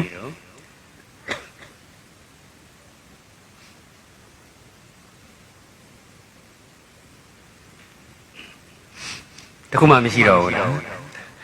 လောဘဒေါသမောဟမာနဒါဥစဉ်ကလောဘဒေါသမောဟတော့သိရများတာပေါ့နော်မာနကလည်းမေးတော့မမေးလည်းခနဲ့တန်းပြောလိုက်ပြီးသွားတာနောက်ကိလေသာတစ်ခုပါရှိမလဲဒိဋ္ဌိကိလေသာဒိဋ္ဌိဆိုတာကတော့အတွေ့မှားတာအယူမှားတာအမြင်မှားတာအတွေ့ခေါ်မှားတာအယူဆမှားတာပေါ့ဝိသိကိစ္စဆိုတာကတော့ယုံမှားတာတန်တရားဖြစ်တာတွေ့ဝေတာသို့လောဖြစ်တာစိတ်နှခွာဖြစ်တာဒုက္ခဖြစ်နေတာဆုံးမချက်ခြားနိုင်စွမ်းမရှိတာခြိတုံချတုံဖြစ်နေတာထိနာဆိုတာကတော့ထိုင်းနေတာစိတ်တွေထိုင်းနေတာဥဒိစ္စဆိုတာကစိတ်တွေပြန်လွင်တာစိတ်တွေမတည်မငြိမ်ဖြစ်နေတာစိတ်တွေဟိုရောက်ပြောက်ရောက်နေတာတောင်စီရီမရလျှောက်ပြီးတော့စဉ်းစားနေတာစိတ်ကူးယဉ်နေတာစိတ်တွေဗျံဝရာဖြစ်နေတာအဲ့ဒါကိုဥဒိစ္စထိနာဥဒိစ္စအာဟိရိကဆိုတာတော့မကောင်းမှုပြုရမှာမရှက်တာအနုတ္တပဆိုတာကမကောင်းမှုပြုရမှာမကြောက်တာကိလေသာဘယ်နှပါးရှိပါပြီလဲလက်ချိုးရည်ကြည့်နော်လောဘဒေါသမောဟမာနဒိဋ္ဌိဝိသိကိစ္စထိနာဥဒိစ္စအာဟိရိကအနုတ္တပကိလေသာဘယ်နှပါးလဲ10ပါးအဲ့ဒီ10ပါးကအလွတ်ရအောင်ပေါ့ကြက်ထားမှာနော်ဘုရားဘာသာဝင်တိုင်းပါရမီ10ပါးလည်းအလွတ်ရတဲ့အစဉ်တိုင်းကိုရတဲ့နော်ပါရမီ10ပါးလည်းရတဲ့ဒုစရိုက်10ပါးသူစရိုက်10ပါးပုညကရိယာဝတ္ထု10ပါးခုပြောတဲ့ကိရိတာ10ပါးစသည်အပြင်ဒါ10ပါးလေးတွေပဲရှိသေးတယ်ကျန်တဲ့ဟာတွေလည်းဥမာမဂ္ဂင်ရှင်ပါတို့ဘာလို့စသည်အပြင်ပေါ့ရတဲ့သေယုတ်တိပေလေးကတော့ပါဠိစကားလုံးလုံးကောက်လေးအတိုင်းရကိုရတဲ့နဲ့ဟိုစဉ်းစားရင်းနဲ့မှဖြစ်ညစ်စဉ်းစားရင်းနဲ့မှလက်ချိုးရည်လို့ဆယ်ခုပြည့်တော်မျိုးမဟုတ်ဘဲနဲ့အစဉ်တိုင်းကိုရတဲ့နဲ့အခုဆိုကြည့်လိုက်ပါဦးကိလေသာ10ပါးအစဉ်တိုင်းလောဘ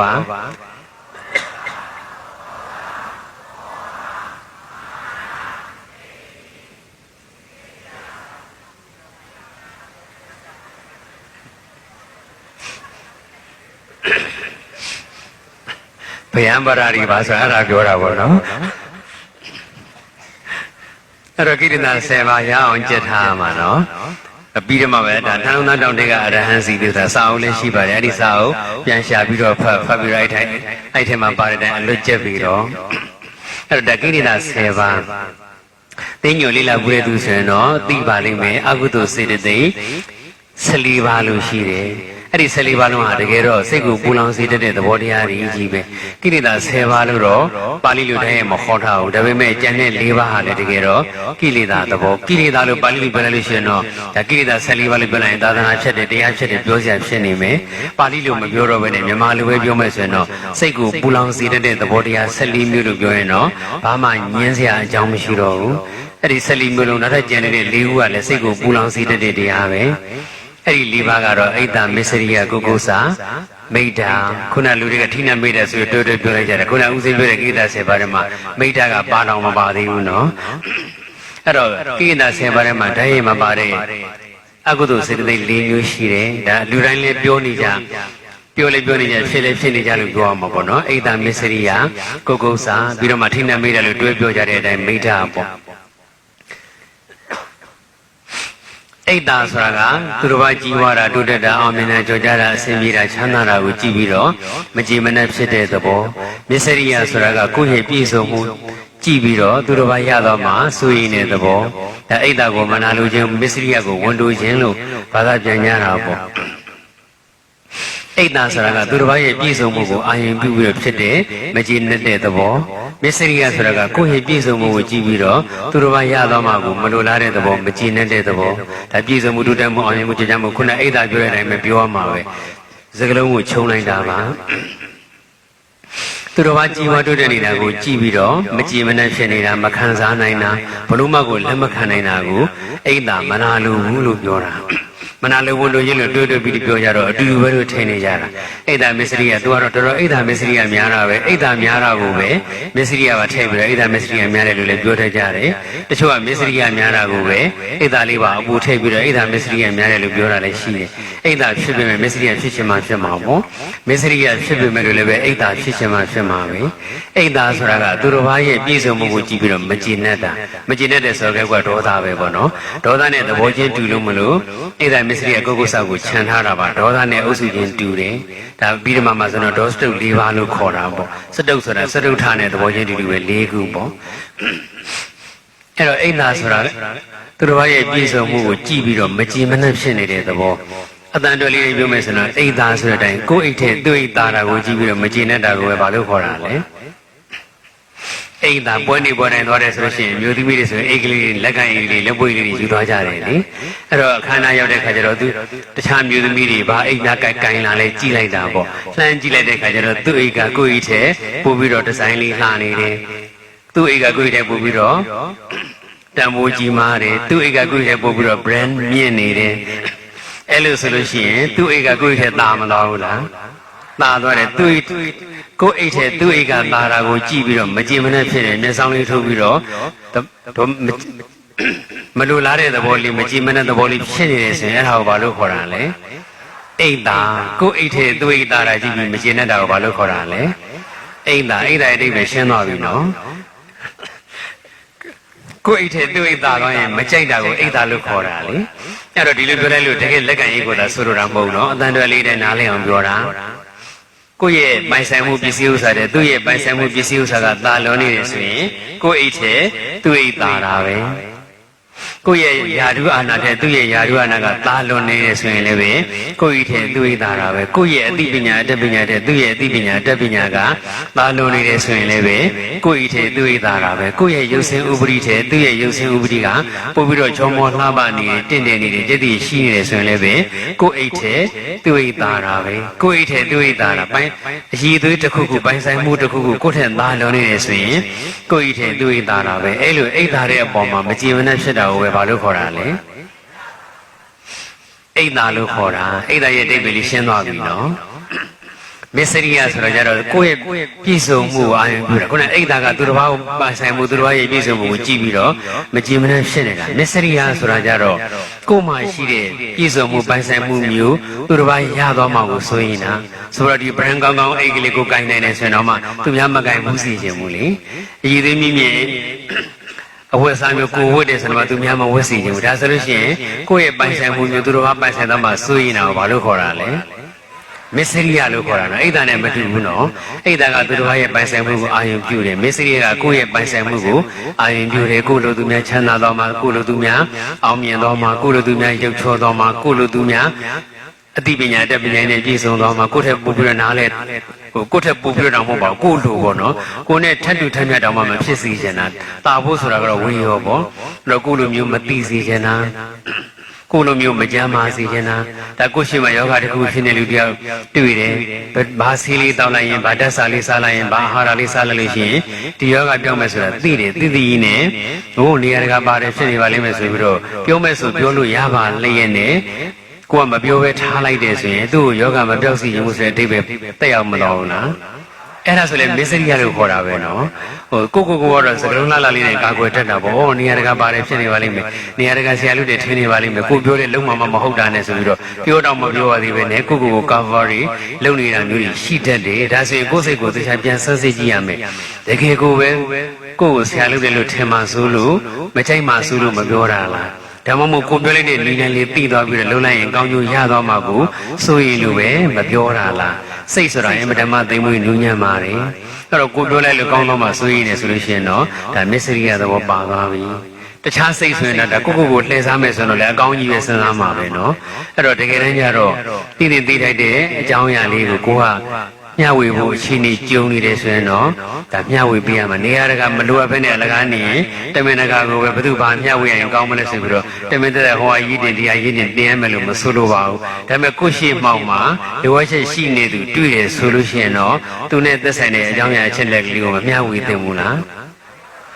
မစ္စရိယဆိုတာကလည်းအမြဲတမ်းသိမ့်ဝင်ညံ့နေနော်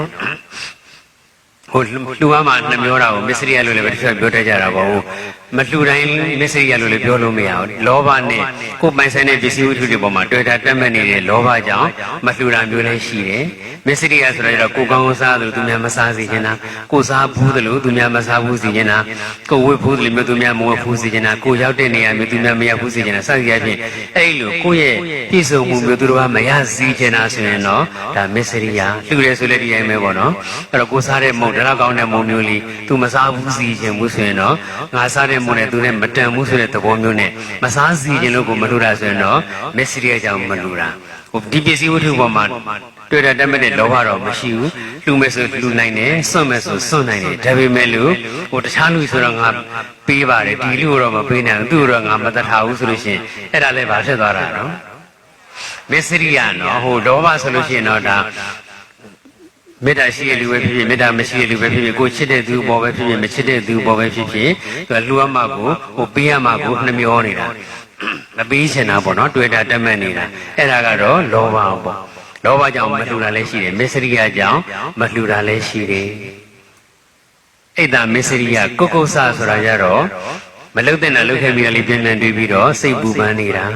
နောက်တစ်ခုကတော့လုတ်တဲ့နာမလုတ်ခဲ့ပြီးလေးပြင်းပြင်းတွေးပြီးတော့စိတ်ပူပန်နေတာကိုကုက္ကုဆလို့ခေါ်တယ်မလုတ်တဲ့နာလုတ်ခဲ့ပြီးလေးပြင်းပြင်းတွေးပြီးတော့အဲ့ဒီဖြစ်ဖြစ်ကလေးခုတော်လို့ဆိုဖြစ်နေတယ်လို့ပြန်စဉ်းစားပြီးတော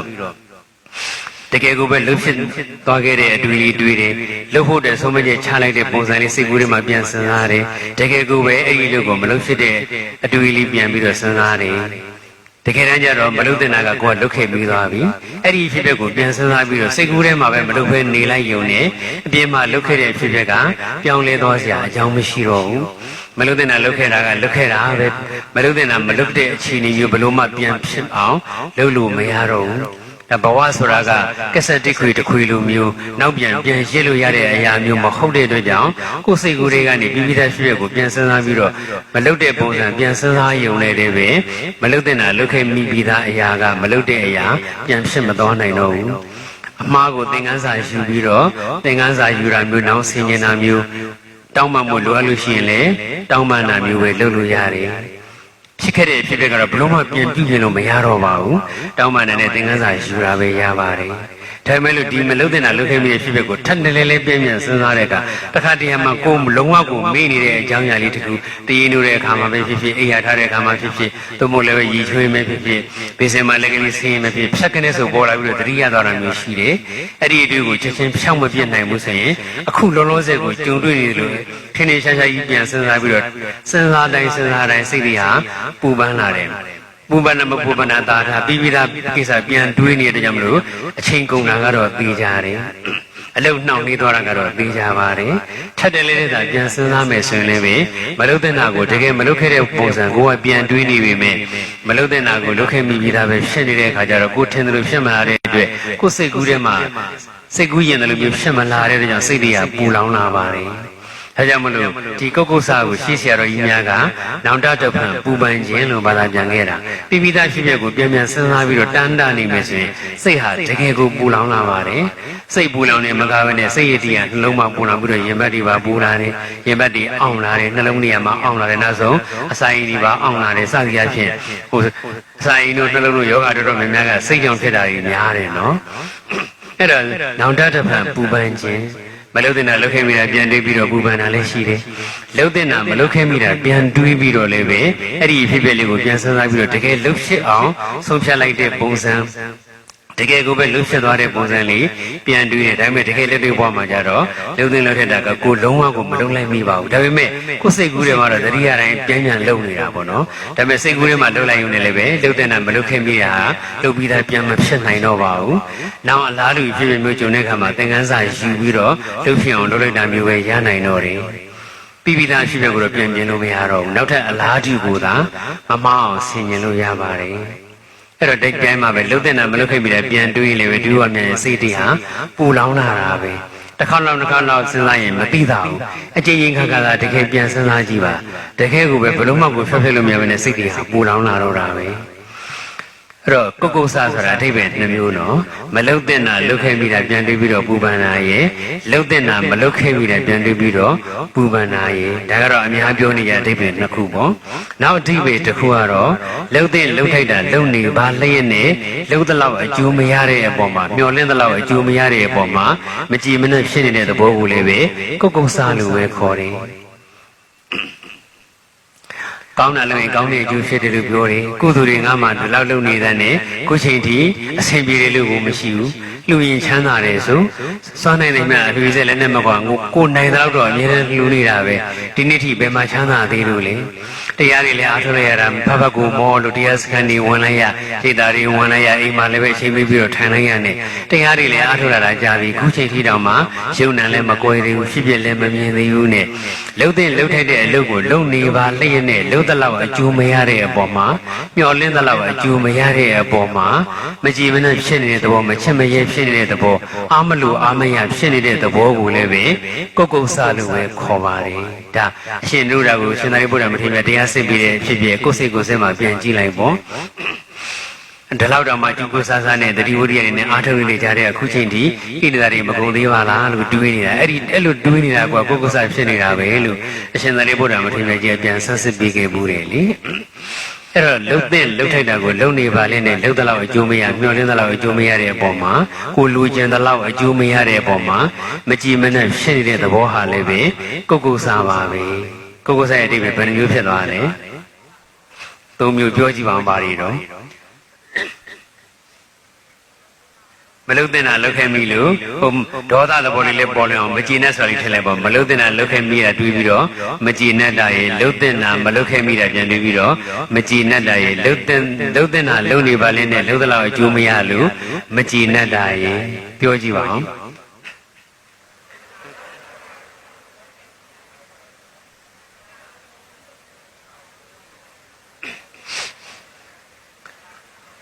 မလုတဲ့နာတွေလှုပ်လိုက်မလှုပ်လိုက်လှုပ်တဲ့နာမလှုပ်လိုက်လှုပ်လိုက်ပေါ့နော်အဲ့တော့အိတ်တာမစ္စရိယကုက္ကုဆာဒီသုံးမျိုးဟာဒေါသနဲ့သဘောချင်းတူတယ်မကြည်နဲ့တာတွေကြီးပဲနော်အိတ်တာဆိုတော့လေသူတို့ဘာပြည့်စုံမှုကိုကြည့်ပြီးတော့မကြည်နဲ့နေတာပဲမစ္စရိယဆိုတော့လေကိုယ့်ရဲ့ပြည့်စုံမှုကြည့်ပြီးတော့သူတို့ဘာရသွားမှာကိုမကြည်နဲ့တာပဲကုက္ကုဆာဆိုတော့လေမလုတဲ့နာလှုပ်ခဲ့မိတာလှုပ်တဲ့နာမလှုပ်ခဲ့မိတာလှုပ်တဲ့နာလှုပ်ပါတယ်နဲ့လှုပ်တဲ့လောက်အကျိုးမရတာကိုမကြည်မနဲ့ဖြစ်နေတဲ့သဘောပဲဆိုတော့ဒေါသသဘောကြီးပဲအဲ့တော့ဂုံတော်ပွားတဲ့ခါကျတော့အသေးစိတ်ချိန်ပြီးတော့ပွားပါမယ်အိတ်တာမစ္စရိယကုက္ကုဆာနောက်ဆုံးတစ်ခုတော့မိဋ္ဌာထိနာမိဋ္ဌာလို့တွဲပြီးတော့ပြောနေကြတယ်တကယ်ကျတော့စေတသိက်နေနေကြတော့ပြီးသားစီတစ်ခုစီပါပဲသဘောတဘာဝချင်းလည်းပဲဆွဆွမတူပါဘူးအိတ်ချင်နေတယ်ငိုင်းပြီးနေတယ်ပြင်းနေတယ်ဆိုတော့ထိနာမိဋ္ဌာဝင်နေတယ်လို့ပြောကြတာပေါ့ဒါပေမဲ့ထိနာဝင်ပုံနဲ့မိဋ္ဌာဝင်ပုံကလည်းမတူဘူးထိနာဆိုတာကထိုင်းတဲ့သဘောထိုင်းနေဆိုတာကထိုင်းမိုင်းနဲ့ထိုင်းမိုင်းလို့တွဲပြောကြတာနော်ထိနာဆိုစကလုံးတစ်လုံးနဲ့ကထိုင်းမိုင်းနဲ့လို့အဓိပ္ပာယ်မထွက်ဘူးထိနာကထိုင်းတယ်လို့အဓိပ္ပာယ်ထွက်တယ်မိဋ္ဌာကမှိုင်းတယ်လို့အဓိပ္ပာယ်ထွက်တယ်ထိနာထိုင်းတယ်ဆိုတာကလီးလန့်နေတဲ့သဘောမလုတ်ချင်မကန်ကြီးဖြစ်နေတဲ့သဘောစိတ်မပါလက်မပါဖြစ်နေတဲ့သဘောပေါ့ထိုင်းနေတယ်ဆိုတာလီးတာပဲလီးတဲ့သဘောပဲမှိုင်းနေဆိုတာကြတော့မထင်မရှားမပြတ်မသားဖြစ်နေတဲ့သဘောဒါဆောင်းတွင်းကာလတွေမှာမနဲ့စောစောဆိုရင်မြူရီဆိုင်ပြီးတော့မှိုင်းနေဆိုတာမျိုးရှိတယ်မြူရီဆိုင်ပြီးတော့မှိုင်းနေတယ်ဆိုရင်ပတ်ဝန်းကျင်မှာရှိတယ်တိုက်တာတွေတစ်ပင်တွေလူသက်ရှိပုဂ္ဂိုလ်တွေလူပုဂ္ဂိုလ်တွ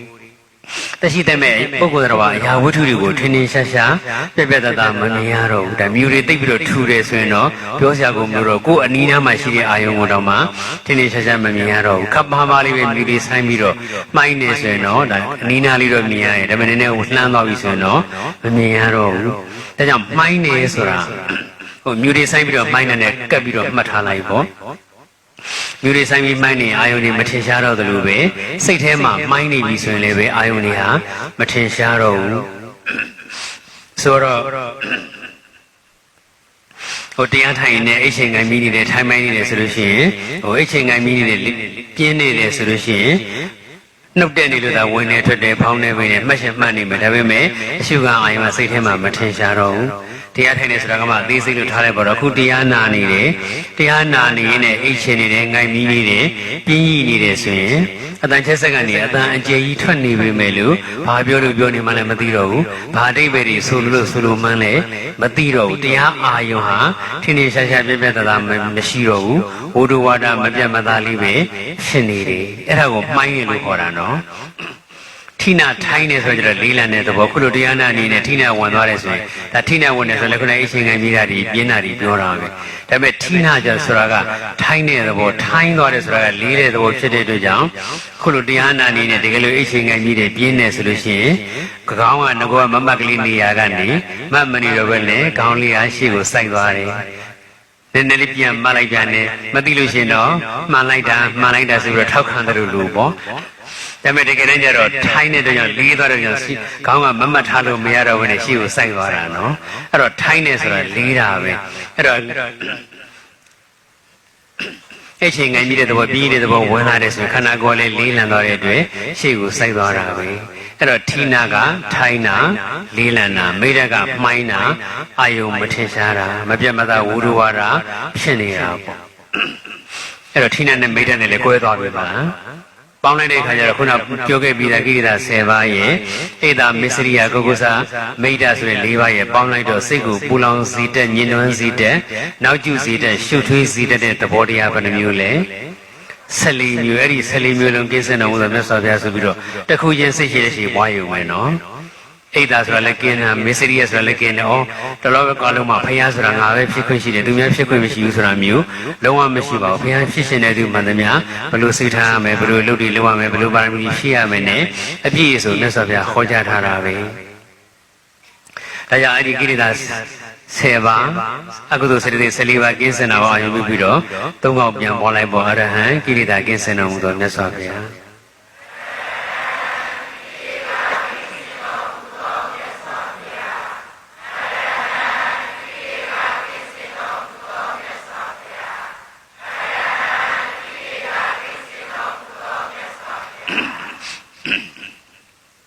တခြားယဟနာရှင်မြတ်တွေလေးပဲကိရိတာကင်းစင်ကြတာပဲအရဟတမနဲ့ကိရိတာတွေကိုမြင့်ပြတ်ပယ်တတ်ထားတာပဲဒါပေမဲ့တခြားယဟနာရှင်မြတ်တွေကိုအရဟံဂုံတော်နဲ့ပြည့်စုံတယ်လို့ပြောလို့မရဘူးဘာဖြစ်လို့လဲဆိုတော့တခြားယဟနာရှင်မြတ်တွေကိရိတာကင်းစင်နေဆိုပေမဲ့ကိရိတာရဲ့အငွေ့အသက်လို့ခေါ်တဲ့ဝါဒနာတွေကတော့ကျန်နေသေးတယ်ဝါဒနာဆိုလည်းတကယ်တော့ပါဠိစကားလုံးပဲနော်သူတို့သချင်းဆိုတာဝါဒနာပါတယ်ကာရဝါဒနာပါတယ်ဆရာဝန်လို့တာဝါဒနာပါတယ်ကျောင်းဆရာလို့တာဝါဒနာပါတယ်တရားထိုင်တာဝါဒနာပါတယ်တရားနာတာဝါဒနာပါတယ်နဲ့ဝါဒနာပါတယ်နဲ့ပြောခဏပြောနေကြတော့မသိရင်မြန်မာစကားလို့ထင်စရာပဲဝါဒနာဆိုတာပါဠိစကားလုံးပဲမြန်မာလို့ဆိုရင်တော့အထုံလို့အဓိပ္ပာယ်ရတာပေါ့အထုံဝါဒနာလို့တွေးပြီးပြောနေကြပဲလေဒါနကိုအလှလို့ဘာသာပြန်ပြီးတော့အလှဒါနဆိုပြီးတော့ပါဠိရောမြန်မာလိုရောပြောင်းပြန်ပြောသလိုပဲဝါဒနာကိုအထုံလို့ဘာသာပြန်ပြီးတော့အထုံဝါဒနာလို့ပြောကြတာတကယ်တော့ဝါဒနာဆိုတာကအထုံပဲထုံနေဆိုတာထပ်တဲလေးထိတွေ့တာကိုပြောတာလက်ထဲမှာစပယ်ပန်းလေးကိုအကြာကြီးစုပ်ကင်ထားတယ်15မိနစ်နိုင်ရောတော့လက်ထဲမှာစပယ်ပန်းလေးကိုစုပ်ကင်ထားတယ်ဆိုရင်စပယ်ပန်းရက်နဲ့လက်ဘွားလေးနဲ့အချိန်ကြာကြီးအဆက်မပြတ်ထိတွေ့နေတဲ့အတွက်ကြောင့်စပယ်ပန်းနဲ့ကိုယ်လက်နဲ့ထုံထားတာပဲဒါဆိုရင်စပယ်ပန်းကိုလွှင့်ပြလိုက်ပြီမဲ့လို့လက်ကိုနမ်းကြည့်မယ်ဆိုရင်လက်ဘွားမှာစပယ်ပန်းနဲ့လေးမွေးမနေဘူးလားဘာဖြစ်လို့မွေးရတော့ထုံထားလို့နော်လက်နဲ့ကိုယ့်ရဲ့လက်ဘွားလေးနဲ့စပယ်ပန်းရင်းနှံလေးနဲ့အဆက်မပြတ်ထိတွေ့နေလို့ထုံထားလို့မလို့စပယ်ပန်းရင်းနှံလေးရဲ့လက်မှာဆွဲနေတာစပယ်ပန်းလေးကိုလက်ညှိုးလေးနဲ့ဖြတ်ခနဲ့တစ်စက္ကန့်လေးပဲသွားထိလေးပဲလက်ညှိုးလေးပြန်နှမ်းကြည့်မယ်ဆိုရင်စပယ်ပန်းနဲ့ကတော့မွေးတာပါပဲတကယ်စပယ်ပန်းစစ်ဆိုရင်ခုလိုညပဲ9နာရီခွဲကနေည12နာရီခွဲတနာရီပတ်ဝန်းကျင်အထိပေါ့နော်အထူးသဖြင့်တော့9နာရီခွဲလောက်ကနေ10နာရီခွဲ17နာရီလောက်ထိဒီချင်းတော့ဒါစပယ်ဘူးလေးတွေစအားပြီးတော့မှုရင်းနဲ့စထုတ်တဲ့အချိန်ဆိုတော့ဒီချင်းကအမွှေးဆုံးချိန်ပဲဖြတ်ကနေစက္ကန့်မှန်လေးထိရဆိုတော့မှလက်မှာရင်းနှံဆွဲသွားတယ်ဒါပေမဲ့စက္ကန့်မှန်လေးပဲထိတာဆိုတော့ထုံထားတာမဟုတ်တဲ့အတွက်ကြောင့်တခဏချင်းနဲ့ပဲရင်းနှံပြေသွားပါတယ်လက်မှာအကြာကြီးဆုပ်ထားတယ်ဆိုရင်တော့တော်တော်နဲ့ရင်းနှံမပြေတော့ဘူးနိုင်ဝက်လာဆုပ်ထားတယ်ဆိုရင်မနေ့လင်းနေထိတော့မှလက်ဘွားပြန်နှမ်းကြည့်လက်ဘွားမှာစပယ်ပန်းနှံလေးမွေးနေမှာပဲအဲ့တော့ထုံနေဆိုတာကထက်တဲလေးထိတွေ့ထားတာအမျိုးသားတူနဲ့ထက်တဲလေးထိတွေ့တာပေါ့နော်စပယ်ပန်းလေးခဏကိုင်းလိုက်နှင်းစီပန်းလေးခဏကိုင်းလိုက်ဂန်းကောင်လေးခဏကိုင်းလိုက်ဆိုရင်တော့ဒါ ယန္တတစ်ခုနဲ့ထုံတာမဟုတ်တော့ဘူးယန္တတစ်ခုတည်းနဲ့ပဲအဆက်မပြတ်ထိတွေ့တာမဟုတ်တော့ဘူးဟိုကြာကြာကင်ထားတာမဟုတ်တဲ့ကြောင့်ထုံတယ်လို့ကိုပြောလို့မရတော့ဘူးပေါ့နော်အဲ့တော့လောဘဒေါသအစရှိတဲ့ကိလေသာတစ်ခုခုနဲ့ကိုယ်စိတ်ကိုထပ်တလဲလဲထိတွေ့ထားတယ်ဆိုရင်အဲ့ဒီစိတ်မှာထပ်တလဲလဲထိတွေ့ထားတဲ့ကိလေသာရဲ့အငွေ့သက်တွေဟာသူ့ရဲ့အပြောဆိုပြုမှုတွေမှာကင်းဝတ်သွားတယ်ခုနကပန်းရင်းနဲ့လေးဆွဲသွားသလိုပဲပေါ့မြတ်စွာဘုရားရှင်လက်ထက်တုန်းကအရှင်ပိဋိနဝိသလို့ခေါ်တဲ့မထေရမြတ်တစ်ပါးရှိတယ်ယဟန္တာအရှင်မြတ်ကြီးပါပဲယဟန္တာအရှင်မြတ်ကြီးဖြစ်ပေမဲ့လို့ဒကာဒကမိုက်နဲ့တွေ့တယ်ဆိုရင်ဒကာကြီးနဲ့တွေ့ရင်ဒကာကြီးလို့ဘယ်တော့မှမခေါ်ဘူးအယုဒ္ဓမာကောင်ကြီးလို့ပဲခေါ်တယ်ဒကမတွေနဲ့တွေ့လို့ရှိရင်ဒကမကြီးလို့ဘယ်တော့မှမခေါ်ဘူးအယုဒ္ဓမာမလို့ပဲခေါ်တယ်ပရိနိဗ္ဗာန်ဆံသွားတယ်ဘယ်ဒကာဒကမဘုံမှာဒကာကြီးဒကမကြီးလို့မခေါ်ဘူးအမျိုးသားဆိုရင်အယုဒ္ဓမာကောင်အမျိုးသမီးဆိုရင်လည်းပဲအယုဒ္ဓမာမကြီးလို့ပဲအမြဲတမ်းခေါ်တယ်တခါတော့ဆွမ်းခံကြွနေရင်လည်းတခါတယောက်နဲ့ဆုံနေအဲ့ဒီတခါကနာမည်မှာရှိတဲ့ပိတ်ချင်းသီးခြံထဲကနေပိတ်ချင်းသီးတွေတောင်းနေပိတ်ချင်းသီးတွေခူတောင်းနေထည့်ပြီးတော့မလမကမှရက်တဲ့လှဲဘောကိုသွားပြီးတော့တင်းနေတာအဲ့ဒါမထီးမဲနဲ့မထီးနဲ့ဆိုတော့မထီးမဲကမေးလိုက်တယ်ဟဲ့ယုဒ္ဓမာကောင်ကြီးတောင်းတွေကဘာတွေတော့မေးလိုက်တော့ဒေါသဖြစ်စိတ်တူသွားပြီးတော့ဒီကိုတော့တော်တော်မိုင်းဆိုင်တာပဲဘုန်းကြီးဖြစ်နေပြီးတော့စကလုံးသုံးလုံးကရိုင်းဆိုင်လိုက်တာငါဘုန်းကြီးပဲဆိုပြီးတော့လူကိုနှိမ့်ချပြီးတော့ပြောတယ်ရင်းရင်တည်ပြောတယ်ဆိုပြီးတော့ဒေါသဖြစ်သွားပြီးတော့တောင်းတွေကကြွက်ချီတွေကိုတော့ကြွက်ချီတွေဆိုပြီးတော့ခတ်မှပြန်ပြောလိုက်တယ်အဲ့ဒီမှာရှင်ပိဋိနဝိသမထေရမြတ်ကြီးကလည်းပဲကြွက်ချီဆိုတော့လေကြွက်ချီပေါ်လေပြောပြီးတော့ဆုံးကဆက်ကြွသွား3-4လမ်းလောက်လမ်းခွဲလဲသွားရောတောင်းနေငုံကြည့်လိုက်တဲ့အခါမှာခုနပိတ်ချင်းတွေအကုန်လုံးကြွက်ချီတွေကြီးပဲဖြစ်ကုန်တယ်မလမကမရက်တဲ့လဲဘော်ကြီးကြီးတဲ့တော့လဲဘော်တင်ထားသမျှပိတ်ချင်းတွေအကုန်လုံးဟာကြွက်ချီတွေကြီးပဲဖြစ်ကုန်တယ်အဲ့ဒါနဲ့စိတ်ရင်းနဲ့လဲလေးပြီးပြီးရနေတဲ့အချိန်မှာပဲမိတ်ဆွေတယောက်ရောက်လာတော့အဲ့ဒီမိတ်ဆွေကနီးလေးတစ်ခုနီးလန်းတစ်ခုပေးတယ်သူပေးတဲ့နီးလန်းလေးဟုတ်မဟုတ်စမ်းကြည့်အောင်ပါပဲဆိုပြီးတော့အရှင်ပိဋိနဝိသမထေရမြတ်ရဲ့နောက်ကိုအပြေးလေးလိုက်သွားတယ်ရှေ့ကို10လမ်းလောက်ကြော်တဲ့ထိအောင်လှမ်းသွားလိုက်တယ်ပြီးတော့မှနောက်ပြန်လှည့်လာခဲ့တယ်အရှင်မြတ်နဲ့မျက်နှာချင်းဆိုင်ပြန်ဆုံအောင်ဆုံလဲဆုံရောခုနအတိုင်းပဲမေးတော့တာပါပဲဟဲ့ယုဒ္ဓမာကောင်ကြီးတောင်းတဲ့ကဘာတွေတော့မေးတဲ့ခါကျတော့မှန်လားပါအရှင်ဘုရားပိတ်ချင်းသီးတွေပါဘုရားကောင်းကောင်းမွန်မွန်လေးပြန်ဖြေတယ်ကြည်ညိုလို့ဖြေတာတော့မဟုတ်ပါဘူးဟိုတယောက်ပြောတဲ့နီလန်းလေးဟုတ်မဟုတ်စမ်းကြည့်ခြင်းလို့ပိတ်ချင်းသီးတွေပါဘုရားလို့ဒီလိုတည်းလေးပြန်ဖြေလိုက်တဲ့ခါကျတော့အရှင်မြတ်ကလည်းပဲပိတ်ချင်းသီးဆိုတော့လေပိတ်ချင်းသီးပေါ်လေပြောပြီးတော့ဆုံးလဆက်ကြွသွား3-4လမ်းလောက်ကျိုးချင်းကလမ်းလဲခွဲပြီးတော့တောင်းနေငုံကြည့်လိုက်တဲ့အချိန်မှာခုနကြက်ချီဖြစ်နေတာတွေအကုန်လုံးပိတ်ချင်းသီးတွေပြန်ဖြစ်သွားတယ်လှဲဘော်ကြီးကြည့်လိုက်တော့လေလှဲဘော်မှာခုနကြက်ချီဖြစ်နေတာတွေအကုန်လုံးပိတ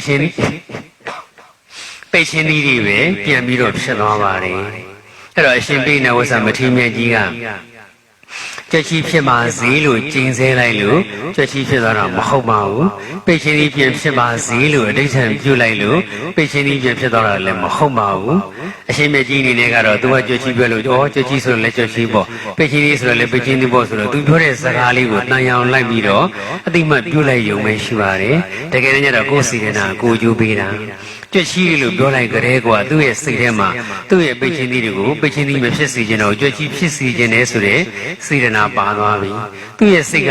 ကြွက်ချီလို့သတ်မှတ်လိုက်လို့ဒါကြွက်ချီလို့ပြန်ဖြေတာပေါ့ပိတ်ချင်းကြီးတွေပါဘုရားလို့ပြန်ပြောတော့ကြတော့လည်းပဲပိတ်ချင်းကြီးပြန်ဖြစ်စေချင်တဲ့စေတနာပါသွားပြီဒါကြောင့်မလို့သူ့ရဲ့စေတနာတိုင်းပဲကြွက်ချီဖြစ်ရပါတယ်ပိတ်ချင်းကြီးဖြစ်ရပါတယ်ဒါစေတနာရဲ့သဘောကံကံရဲ့အကျိုးရဲ့သဘောပြမခြင်းမပြမခြင်းနဲ့ပတ်သက်တဲ့သဘောတွေသူတော်ကောင်းပုဂ္ဂိုလ်ပြမခြင်းကြောင့်ဖြစ်တဲ့ဆိုးကျိုးဆိုတာကြီးချဲ့ထွင်ကောက်ချက်ချမယ်ဆိုတော့အများကြီးပေါ့သူ့နေရာနဲ့သူအခုကတော့ဘုရားကုံတော်ပွားနေတာဖြစ်တဲ့အတွက်ကြောင့်မလို့မြတ်စွာဘုရားရှင်ဟာတခြားယဟနာရှင်မြတ်တွေလိုကိလေသာရဲ့အငွေ့သက်လို့ခေါ်တဲ့အထုံဝါဒနာတွေလုံးဝမကျန်တော့ဘူးဝါဒနာအငွေ့သက်မကျန်ကိလေသာကင်းစင်တော်မူသောမြတ်စွာဘုရားဆိုတာကိုပွားနေတာဖြစ်တဲ့အတွက်ကြောင့်မလို့ဝါဒနာအငွေ့သက်လေးပေါ်ယုံလေးပဲစဉ်းစားရမှာပေါ့အဲ့တော့ဝါဒနာအငွေ့သက်ဆိုတာခုနအရှင်ပိဋိနဝိသမထေရမြတ်ကြီးယဟနာဖြစ်နေလို့မာနကိလေသာဒေါသကိလေသာပယ်ပြီးသားပါပဲဒါပေမဲ့လို့သူ့ရဲ့ပြောဆိုတဲ့စကားလုံးသုံးလုံးလေးတန်ကမာနတံပါနေတယ်ဒေါသတံနေပါနေအထူးသဖြင့်မာနတံပါနေတယ်။ဘာကြောင့်လဲဆိုရင်ယဟန္တာမဖြစ်ခင်နိကတဲ့ဘဝ900ဆက်တိုင်ဇက်မြင့်နဲ့ပညာတတ်ပုံနာမျိုးမှာဖြစ်ခဲ့တယ်။တပုံစံနဲ့ပုံစံတူဘဝ900ဆက်တိုင်ဖြစ်ခဲ့တယ်။ဇက်မြင့်တဲ့အတွက်ကြောင့်လည်းပဲ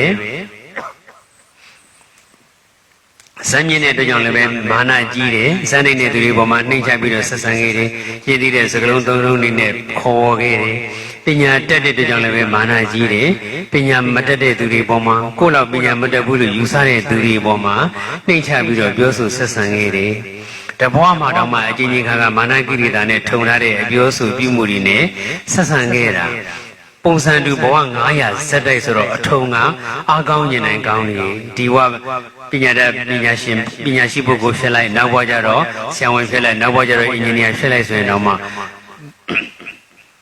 ဘဝချင်းကမတွေ့တဲ့ကြောင့်အထုံအားသိပြီးတော့မကောင်းနိုင်ဘူးအခုကတော့ပုံစံတူဘဝဇက်မြင့်နဲ့ပညာတတ်ပုံသားမျိုးမှာပဲ900ဇက်တိုက်ကြီးဖြစ်ခဲ့တာဆိုတော့လုပ်ခဲ့တဲ့အလုပ်တွေပြောခဲ့တဲ့စကားတွေကလည်းပဲအကြီးကြီးအထက်ထက်ထုံထားပြီးသားဖြစ်နေတယ်ဒါကြောင့်မလို့ယန္နာဖြစ်သွားလို့ဒေါသမာနစတဲ့ကိလေသာတွေကိုအမြင့်ပြတ်ပေးတတ်ပြီးသားဖြစ်နေပြီမယ်လို့အပြောအဆိုမှာတော့ကိလေသာရဲ့အငွေ့အသက်အထုံပါလာတဲ့အတွက်ဘယ်သူကိုမဆိုအယုဒ္ဓမာကောင်အယုဒ္ဓမာမလို့ပဲပြောဆိုပါတယ်ဝါဒနာအငွေ့အသက်ဆိုလည်းပဲကြောက်စရာမကောင်းဘူးလားဝါဒနာဆိုတာလည်းအထုံဆိုတာထက်တဲလေးလေးထိတွေ့တာထက်တဲလေးလေးပြုမှုတာဒါကြောင့်မလို့မကောင်းတဲ့အပြောဆိုအပြုမှုတွေဆိုရင်မလွဲမရှောင်တာလို့ပုထုဇဉ်သဘောမှုပြောမိပြုမိတဲ့ဆွေးတောင်မှာတစ်ချိန်တစ်ခါနဲ့သို့မဟုတ်ကျင်းခါအကျဉ်းကြီးနည်းနည်းနဲ့ပဲရက်တန်းကရက်နိုင်အောင်ကြိုးစားကြရမယ်ပုထုဇဉ်ပဲဘာဖြစ်လဲဆိုပြီးတော့စိတ်အလိုလိုက်နေမယ်ဆိုလို့ရှိရင်တော့မကောင်းတဲ့အပြောဆိုမကောင်းတဲ့အပြုမှုတွေအထုံပါသွားပြီးတော့ကိလေသာကင်းတဲ့ယဟန္တာအဖြစ်ရောက်တာတောင်းမှအဲ့ဒီမကောင်းတဲ့အပြောဆိုမကောင်းတဲ့အပြုမှုကဝါဒနာပါနေပြီးတော့အဲ့ဒီဝါဒနာကပေါ်လွင်ထင်ရှားပြီးတော့သူတစ်ပါးရဲ့ကဲ့ရဲ့ခြင်းပြင်းမာခြင်းကိုခံရတတ်တယ်ခုနဆိုလို့ရှိရင်ဒါယဟန္တာမှမသိတဲ့ကြောင့်မလို့ဒီစကလုံးအသုံးလုံးလေးပဲကြည့်ပြီးတော့တော်တော်မိုက်ရိုင်းတဲ့ကိုတော့ပုထုဇဉ်တော်မှရိုးရိုးသူတော်ကောင်းပုထုဇဉ်လို့တော့မတတ်မှတ်ဘူးနော်တော်တော်မိုက်ရိုင်းတဲ့ကိုတော့ပဲလို့တတ်မှတ်ပြီးတော့ပြင်မာလိုက်တဲ့အတွက်သူ့မှာဆိုးကျိုးတွေခံစားရပါတယ်ဒါကြောင့်မလို့မကောင်းတဲ့အပြောဆိုပြုမှုတစ်ခုကိုထပ်ခါမပြောမိမပြုမိအောင်သတိထားဖို့လိုပါတယ်အဲ့တော့ကိလေသာကိုတခြားယဟန္တာရှင်မဲ့တွေကြတော့အဲ့ဒီဝါကိလေသာရဲ့အငွေ့သက်ဖြစ်တဲ့အထုံဝါဒနာကိုလုံးဝမပယ်နိုင်ဘူးဒါကြောင့်ကျန်တဲ့ယဟန္တာရှင်မဲ့တွေကိုအရဟံဂုဏ်တော်နဲ့ပြည့်စုံတယ်လို့မခေါ်ပါဘူးအဲ့ရဆိုလိုက်ပေါ့အသေးစိတ်ကိုပွားမယ်ဆိုတော့ဝါဒနာအငွေ့သက်မကျင်ကိလေသာကင်းစင်တော်မူတော့မြတ်စွာဘုရားလို့ပွားမှာပဲဒါပေမဲ့အများနဲ့ကြတော့လည်းပဲမညီမညာတွေဗျာမရာတွေဖြစ်နေမှာဆိုလို့အရဟံကိလေသာကင်းစင်တော်မူတော့မြတ်စွာဘုရားသုံးကောင်းဂုဏ်တော်ပွားတယ်ဆိုတာမြတ်စွာဘုရားရှင်မှာရှိတဲ့ဓာတ်ကောင်းဓာတ်မြတ်တွေကိုမိတ္တူကူယူနေတာပဲလောဘကင်းစင်တော်မူသောမြတ်စွာဘုရားလို့ထပ်တလဲလဲပွားများနေရင်မြတ်စွာဘုရားရှိရဲ့လောဘကင်းစင်တဲ့သဘာဝအပေါ်မှာကြည်ညိုတဲ့စိတ်တွေလည်းဖြစ်တယ်လို့ကိုယ့်ရဲ့စိတ်ဆင်မှာလည်းလောဘကင်းစင်တဲ့တက်တီကုသပြီးတော့လောဘကင်းလာတယ်ဒေါသကင်းစင်တဲ့ဝိဇ္ဇာမြတ်စွာဘုရားတို့ထပ်တလဲလဲပွားများနေရင်လည်းပဲဒေါသကင်းစင်တဲ့တက်တီကိုမှကုသပြီးတော့ဒေါသကင်းတဲ့သူဒေါသနေတဲ့သူဒေါသပါတဲ့သူဖြစ်လာပါတယ်ဒါကြောင့်မလို့ဂုဏ်တော်ပွားတယ်ဆိုတာမြတ်စွာဘုရားရှင်မှာရှိတဲ့ဓာတ်ကောင်းဓာတ်မြတ်တွေကိုမိတ္တူကူယူတာ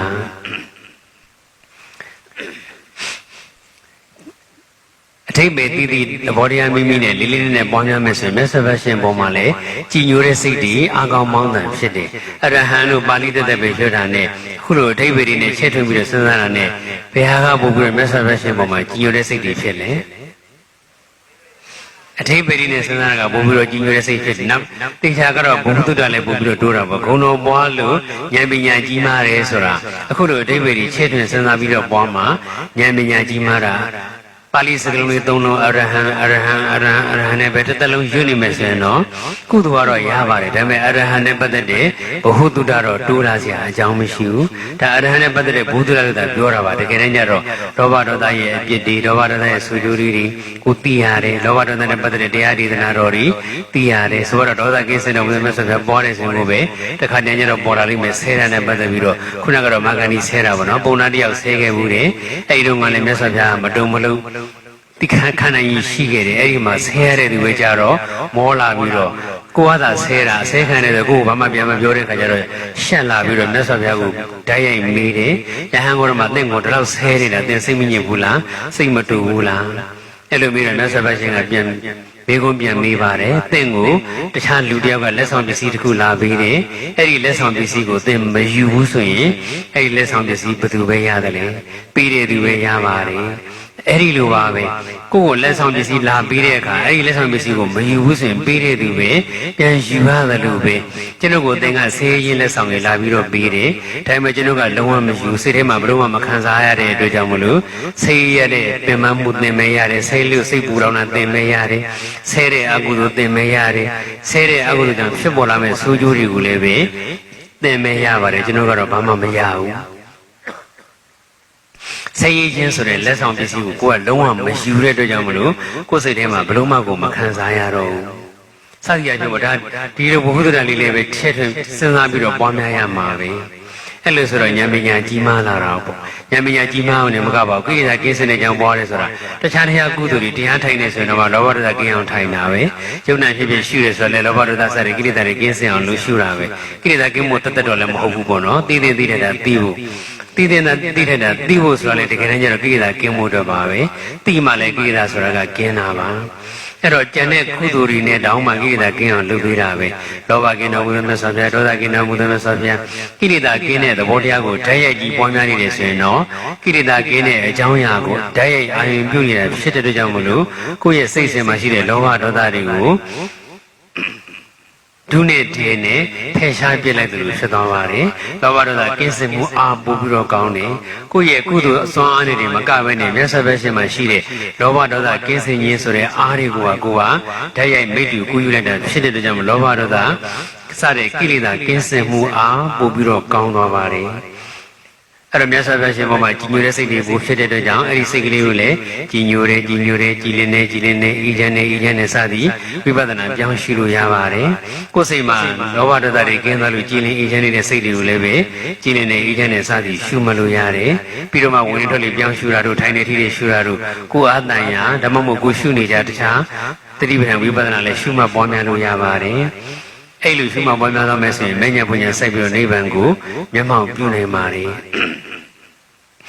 ်တရားတဏှာကြီးထိုင်နေဆိုရင်တဏှာကြီးလုံးစထိုင်ကြတဲ့ကဝင်နေထွက်တယ်ဖောင်းနေပိန်နေထိုင်နေထီတယ်မြင်နေကြတဲ့စသည်ရှုမှတ်မှတရားဓုတဲ့မြတ်ရတာမဟုတ်ပါဘူးဆိုတော့တဏှာကြီးတရားထိုင်လို့တရားဓုတဲ့မြတ်ရတာရှိတယ်ရတဲ့အချိန်တစ်ခုရှိတယ်ဆိုကြပါစို့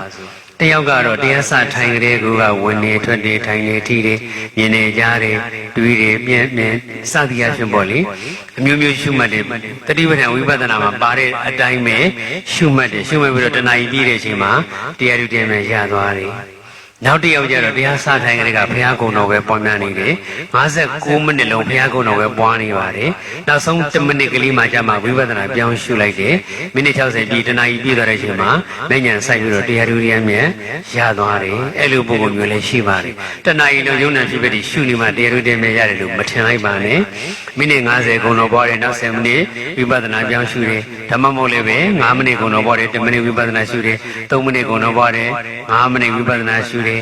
10မိနစ်ပဲကုံတော်ပွားတယ်10မိနစ်လောက်ဝိပဿနာရှုရ10မိနစ်လောက်ကုံတော်ပွားတယ်10မိနစ်ဝိပဿနာရှုရစသည်အဖြစ်နိုင်ကြည့်ပြီးတော့လိုက်လုံးနေစရာမလိုပါဘူးကုံတော်လေးပွားလိုက်ကုံတော်ပွားရကနေဝိပဿနာပြောင်းခြင်းစိတ်ပေါ်လာရင်ဝိပဿနာပြောင်းရှုလိုက်တတိပဌာန်ဒီတိုင်းပြောင်းပြီးတော့ရှုလိုက်ပြီးတော့မှကုံတော်ပြန်ပြီးတော့ပွားခြင်းစိတ်ပေါ်လာရင်ကုံတော်ပြန်ပွားလိုက်ကုံတော်ပွားလိုက်ဝိပဿနာရှုလိုက်ကုံတော်ပွားလိုက်ဝိပဿနာရှုလိုက်နဲ့တွေးပြီးတော့ပွားများနေရင်းနဲ့လည်းပဲမိနစ်60ပြည့်တနာရီပြည့်သွားတဲ့အချိန်မှာတရားဓုတဲ့မြတ်ရနိုင်ပါတယ်အဲ့တော့ဂုဏ်တော်ပွားများခြင်းကိုဘုရားဂုဏ်တော်ကိုစိတ်နဲ့ပွားများခြင်းကိုပင်နိုင်ကမ္မထမ်းအနေနဲ့ထားပြီးတော့လည်းပဲတရားဘာဝနာပွားများအားထုတ်လို့ရပါတယ်။ဉာဏ်ဘုံဉာဏ်စိုက်ပြီးတော့တရားဓုတဲ့မြတ်ရခြင်းနဲ့ဆိုရင်လည်းပဲ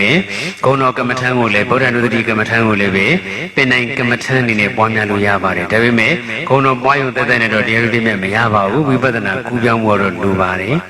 ဒါအလွယ်ဆုံးပြောင်းလို့ရတော့ဂုဏ်တော်ပွားနေတဲ့ဝိပဿနာပြောင်းရှုမယ်ဆိုရင်ဂုဏ်တော်ပွားနေတယ်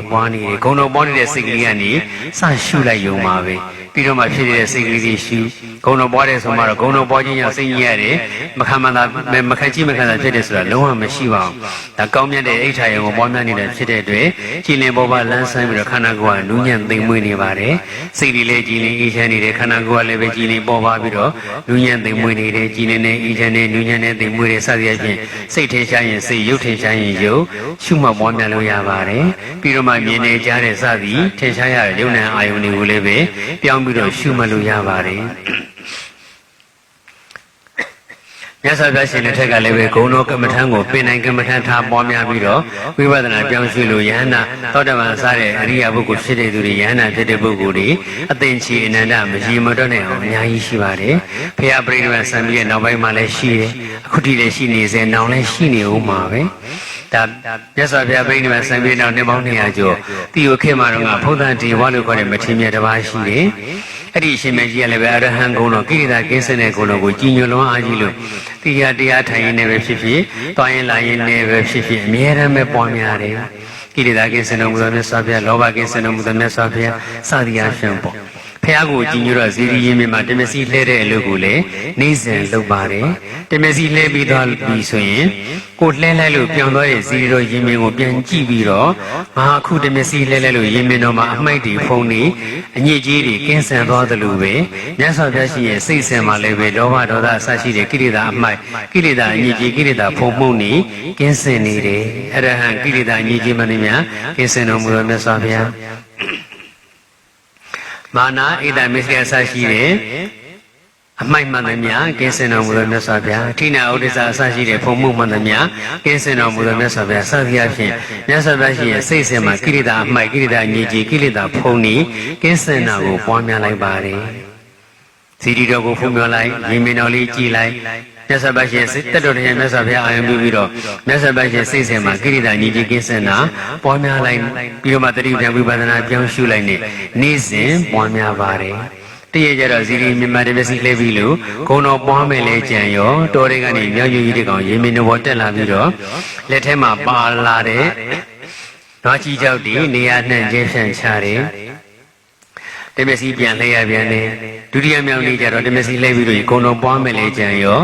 ာနွားအိုးကြီးတကောင်ရေမင်းတော်တက်လာပြီးတော့နွားကြီးအဆူတွေဆွန့်ချပြန်တယ်တန်ရှင်းပြန်လှဲရပြန်တယ်တတရမြောက်နေ့ကျတော့လည်းတမစီလှဲပြီးလို့ဂုံတော်ပွားမယ်လေကြံရော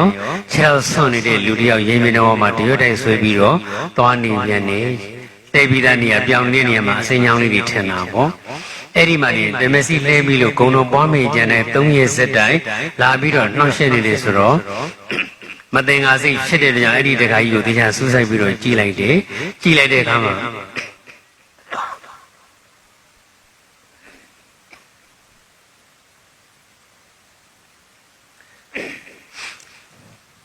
ာကြည့်လိုက်တဲ့အခါမှာအဲ့ဒီတခါကြီးဟာအင်မတန်မှအယုဆိုးအကြီးတန်းနေငါဆောင်းဟန်ကြွနေတဲ့ဒီပတ်ဝန်းကျင်ကြီးရွာတွေမှာဒီလောက်အယုဆိုးအကြီးတန်းတဲ့သူတစ်ခါမှမတွေ့ဘူးဧကနာဒီတခါကြီးဟာလူသားအစစ်မဖြစ်နိုင်ဘူးမာနပဲဖြစ်ရမယ်မနေ့ကနွားဦးကြီးလေသူပဲဖြစ်မှာပဲဟိုတနေ့ကမြောင်ညိုကြီးလေသူပဲဖြစ်မှာပဲဆိုပြီးတော့တခါကြီးကမာနမဟုတ်လားတဲ့ပဲတန်းပြီးတော့မေးလိုက်ပါတယ်ဟိုကလည်းပဲတဲ့ပဲတန်းဖြစ်ပါတယ်မှန်မှန်တပြီးတော့မာနပါသူတို့ဘာကိုလိုက်ပြီးတော့နှောက်ယှက်တတ်တယ်ဆိုမဲ့အမှန်တိုင်းဖြေတာလေးကတော့မှန်တိုင်းရဲ့ချစ်စရာကောင်းတဲ့အချက်လေးလို့ပြောအောင်ပါပေါ့အဲ့တော့မနေ့ကတော့ဟိုကြီးလည်းသင်မဲမလားမှန်လားပါဟိုတနေ့ကမြောင်းယူကြီးလည်းသင်မဲမလားမှန်လားပါပေါ့အဲ့ဒီမှာမှန်တယ်လို့ပြောတဲ့အခါမှာသင်ဟာတော်တော်အနှောက်ယှက်မိတဲ့သူပဲသူများအပင်ပန်းခံအချင်းကိုခံပြီးတော့တမစီလဲထားတာလားနှောက်ယှက်တယ်နောက်ကိုဒီစီဒီကိုရင်မြင်ကိုဘတော်မှမလာခဲ့ပါနဲ့တမစီလဲတာကိုလာမနှောက်ယှက်ပါနဲ့လို့မောင်းမထုတ်ပါဘူးတပည့်တော်မန္တပါလို့ဝန်ခံလိုက်တဲ့တွင်နဲ့ဘုဒ္ဓဒီဝမထီမြဲရဲ့မျက်နှာဟာချက်ချင်းပဲဝင်းပသွားပါတယ်ဟာတခါကြီးကမန္တလားဝမ်းသာလိုက်တာအရှင်ဘုရားတပည့်တော်မန္တနဲ့လူတိုင်းစိတ်ညစ်ကြတာရှင်ဘုရားကဘာဖြစ်လို့ဝမ်းသာတာတော့အိုးဝမ်းသာတာပေါ့ဦးစင်းကမြတ်စွာဘုရားရှင်ဂုဏ်တော်ကိုကြည်ညိုလို့အမြဲတမ်းဂုဏ်တော်ပွားနေတာဂုဏ်တော်ပွားရင်းနဲ့စိတ်ထဲကနေပဲမှန်းဆပြီးတော့မြတ်စွာဘုရားရှင်မျက်နှာတော်လေးရုပ်ဆင်းတော်လေးကိုကြည်ညိုနေရတာတကယ်တည်းရှင်မြတ်စွာဘုရားကိုမဖူးမြော်လဲရတဲ့ကြောင့်စိတ်ကူးလေးနဲ့ပဲမှန်းဆပြီးကြည်ညိုနေရတယ်။သင်္မန္တကတော့မြတ်စွာဘုရားရှင်ကို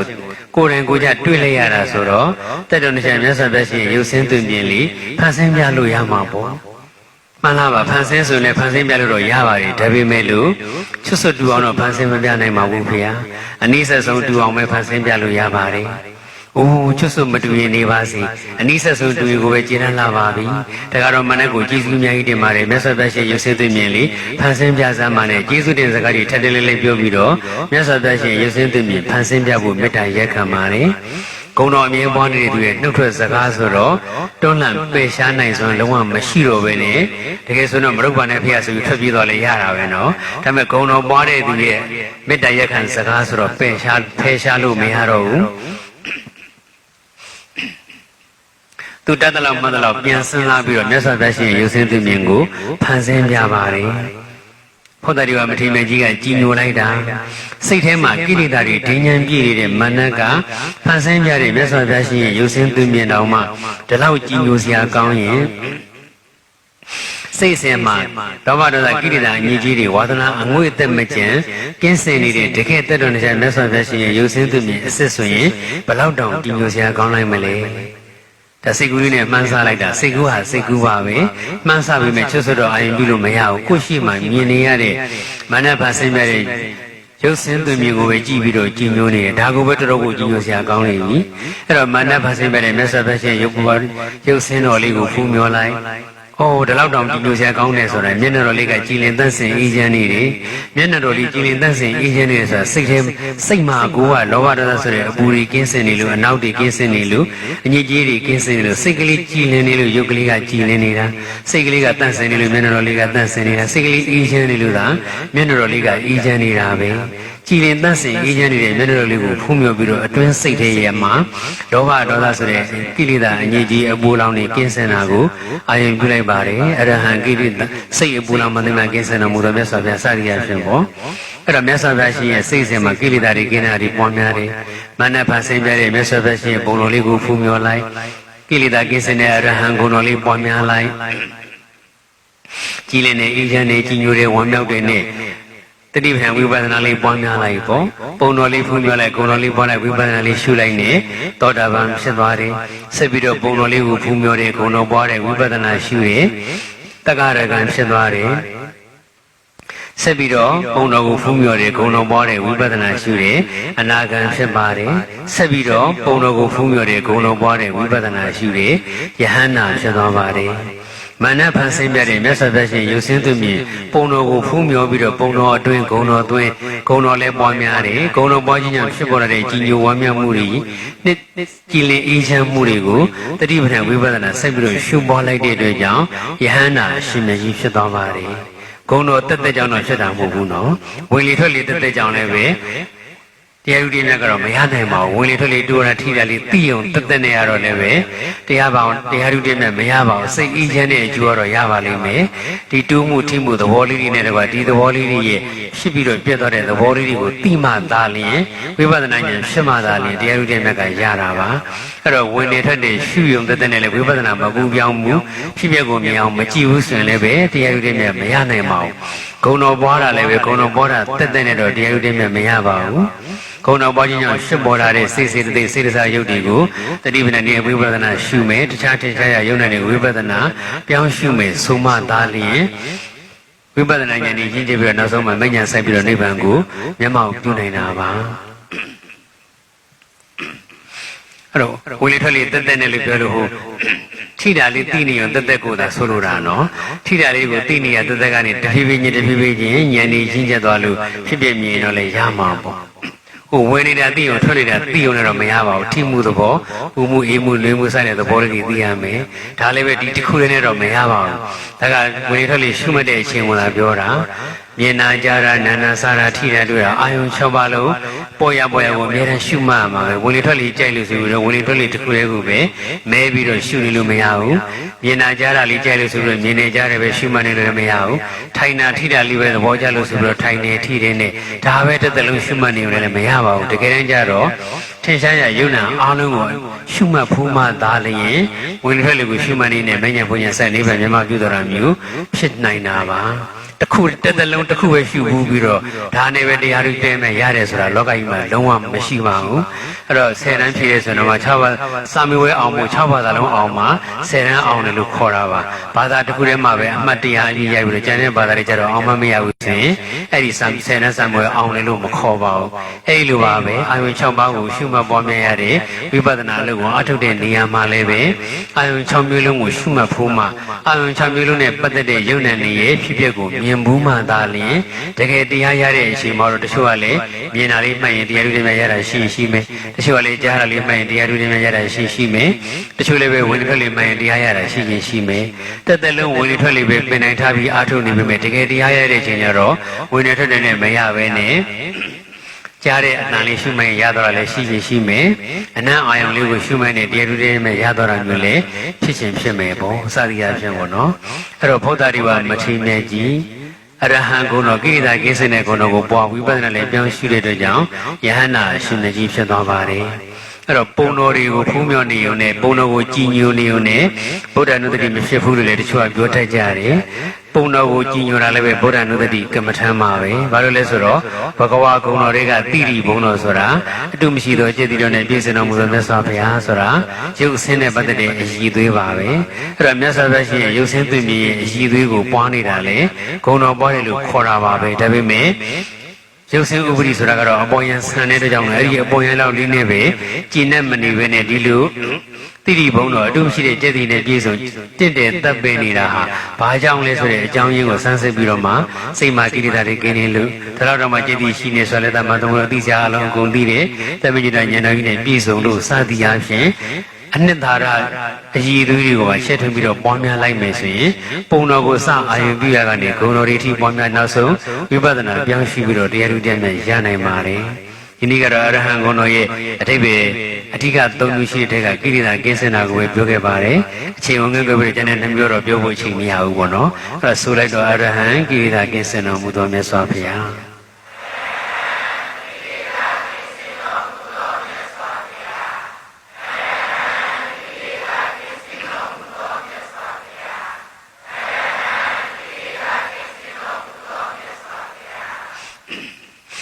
းအဲ့တော့အရဟံကိရိတာကိစ္စနာပွားတဲ့ဆိုကိုတော်တော်လေးအကျိုးများပါပြီနော်ရှင်ဟိုတရားသားတကယ်စတာ၈နိုင်ခွဲအတိယစတာဆိုတော့ခု10နိုင်အတိဆိုတော့တရားသားတက်ကတော့1နိုင်ခွဲအတိရှိသွားတာပေါ့နော်စတဲ့အချိန်နောက်ကျသွားတဲ့အတွက်ဒါတရားလည်းအရှိကြီးတော့ဟောလို့မရတော့ဘူးဟောလဲဟောစိတ်ချင်မှမဟုတ်တော့ဘူးထင်ပါတယ်နော်တူတူပဲပြီးစီခြင်းမှာပါအဲ့တော့နောက်နှစ်ခုကတော့ဒါတရားစမှာဆိုခဲ့ပြီးသားပဲနော်စိတ်ကိုရရနိုင်ပြီမကောင်းမှုကိုပြုတော်မမူတော့မြတ်စွာဘုရားစိတ်မှာကိလေသာမရှိတော့မှတော့စိတ်ကိုယ်ရမှာလည်းမကောင်းမှုမပြုတော့ဘူးပေါ့စိတ်ကိုယ်ရမှာမကောင်းမှုပြုတယ်ဆိုတာစိတ်မှာကိလေသာရှိနေလို့ပြုတာစိတ်မှာကကိလေသာမရှိတော့ဆိုစိတ်ကိုယ်ရမှာလည်းမကောင်းမှုမပြုတော့ဘူးဒါမကောင်းမှုမပြုတော့ဘူးဆိုတာကြီးကိုပွားတော့မပေါ့တယ်လို့ဖြစ်နေပါသေးတယ်နော်ဒါပေမဲ့ပေါ့တယ်လို့တော့လည်းမဟုတ်ဘူးပေါ့လေနောက်တစ်ခုကတော့ပူဇော်ထုကိုခိုင်းတော်မူထိုက်တော်မြတ်စွာဘုရားအဲ့မှာလည်းထိုက်တဲ့စကလုံးလေးအဓိကပဲနော်ဒါလည်းပဲဘာလို့ပူဇော်ထုခံထိုက်တာလဲချဲ့ပွားမယ်ဆိုရင်ဒါအရဟံချင်းချင်းလည်းပဲအကြောင်းပြချက်ဖြစ်သွားတာပဲစိတ်မှာလောဘဒေါသဆက်ရှိတဲ့ကိလေသာတွေကင်းစင်နေတဲ့အတွက်ကြောင့်ကိုပဲပူဇော်ထုကိုခံထိုက်တယ်ထိုက်တန်တယ်ထိုက်တယ်ဆိုတာထိုက်တန်တယ်လို့ပြောတာထိုက်တန်တယ်ဆိုတာထိုက်တန်တဲ့အရည်ချင်းရှိတယ်လို့ပြောတာပဲပူဇော်အထူးနဲ့ထိုက်တန်တဲ့အရည်ချင်းရှိတယ်လို့ဆိုလိုတာနော်ပူဇော်ထုကိုခံတော်မူထိုက်တော်မြတ်စွာဘုရားဆိုတာပူဇော်ထုကိုခံယူခြင်းနဲ့ထိုက်တန်တော်မူသောမြတ်စွာဘုရားပူဇော်ထုကိုခံယူမှုနဲ့ထိုက်တန်တဲ့အရည်ချင်းနေပြည့်စုံတော်မူသောမြတ်စွာဘုရားလို့အဓိပ္ပာယ်ရတယ်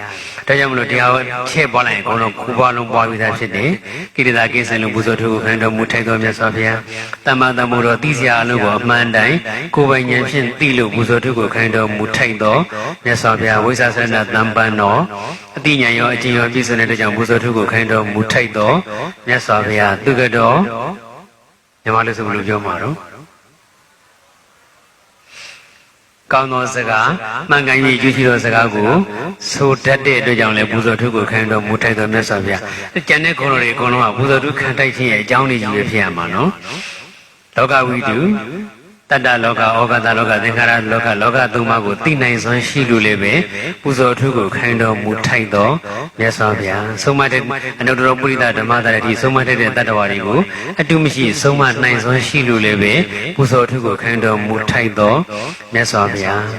းတ တထာရိဝမနုဿာနံနတ်လူမြမတရားဝါတွေကိုကောင်းရကောင်းကြောင်းညွှန်ပြနိုင်လို့ကောင်းတဲ့ထက်ကောင်းတဲ့လမ်းစဉ်တွေကိုလမ်းညွှန်ပြနိုင်လို့ပူဇော်အထူးကိုခိုင်းတော်မူထိုက်သောမြတ်စွာဘုရားဗုဒ္ဓသစ္စာလေးပါးကိုကိုယ်တိုင်လည်းသိသူတစ်ပါးကိုလည်းသိအောင်ဟောနိုင်စွမ်းရှိလို့ပူဇော်အထူးကိုခိုင်းတော်မူထိုက်သောမြတ်စွာဘုရားဘဂဝါဘုန်းတော်6ပါးနဲ့ပြည့်စုံတော်မူလို့ဆို6ပါးပါလေတော့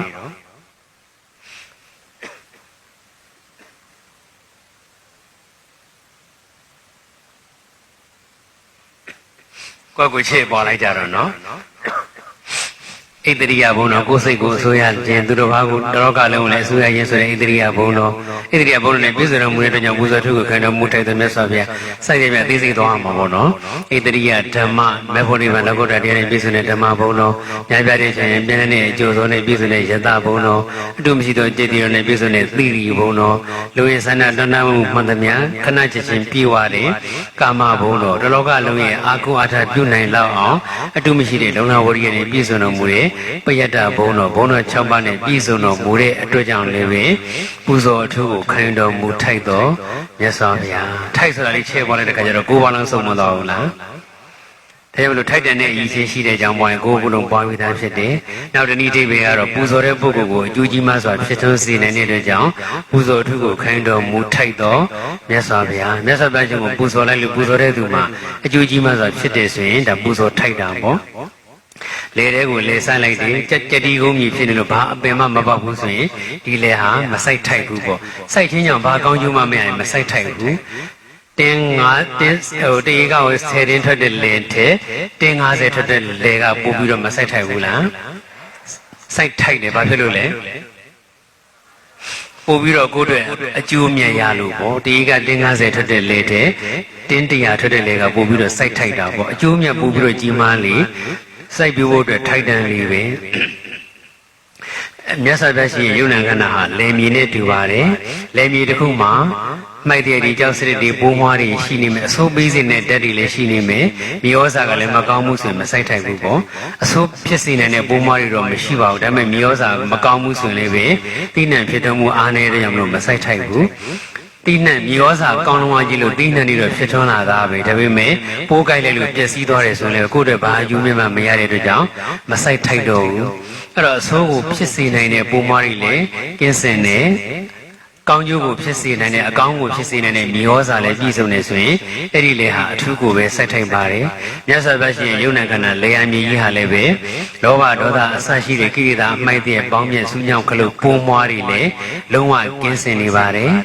မေတ္တာကရုဏာမုဒိတာဆိုတဲ့မြေဩဇာတွေသိစရာအလုံးစုရဲ့တမိတဉာဏ်တော်ဆိုတဲ့မြေဩဇာတွေသရဝရိယသတိသမารိပညာအစရှိတဲ့သူတော်ကောင်းတဲ့မြေဩဇာတွေကလည်းအထွတ်ထိပ်ရောက်အောင်ပြည့်စုံနေတယ်ဒါလည်းပဲကိရိတာကင်းလို့ကိုပဲမြေဩဇာလည်းကောင်းသွားတာပဲနော်တကူကောင်းဆန်တဲ့အတ္တကြီးတဲ့ကိုကျိုးပဲကြီးတဲ့လောဘရှိရင်မေတ္တာတရားပဲရှိပါတော့မလဲထိတ်ကနေရှိစိတ်တို့စိတ်ဆိုးဆိုရင်လည်းပဲတစ်ဖက်သားရဲ့ကောင်းကျိုးလိုရတဲ့မေတ္တာစိတ်မဖြစ်နိုင်တော့ဒါကြောင့်လောဘဒေါသတွေအငွေ့သက်မကျင်ကင်းစင်တဲ့အတွက်ကြောင့်ကိုပဲမေတ္တာတရားအရာမှာလည်းပဲဘယ်သူမှနှိုင်းရှင်လို့မရအောင်ကြီးမားပါတယ်ဒါကြောင့်မြတ်စွာဘုရားရှင်မှာရှိနေတဲ့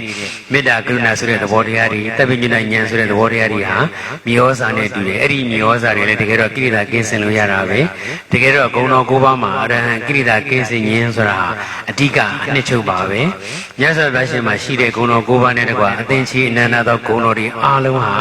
ကိလေသာကင်းစင်လို့ရတဲ့ကောင်းကျိုးတွေကြီးပဲကိလေသာကင်းစင်လို့သာလေတမ္မာသမုဒ္ဒတိကျအလုံးသိတဲ့တပ္ပညုတဉာဏ်တော်ကြီးကို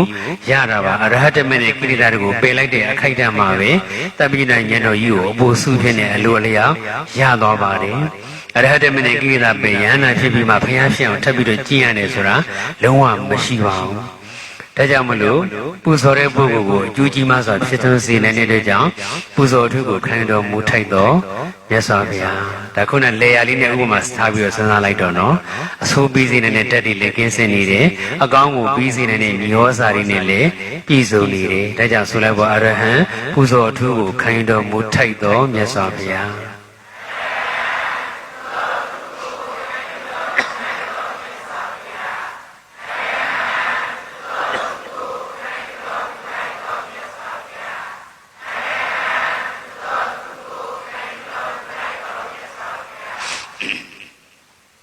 နှလုံးသားတောင်ထိပ်က အရဟံစီဒီကိုယ့်ရဲ့စိတ်ထဲကနေအရဟံကိုယ်တော်ကိုခုပြောသလို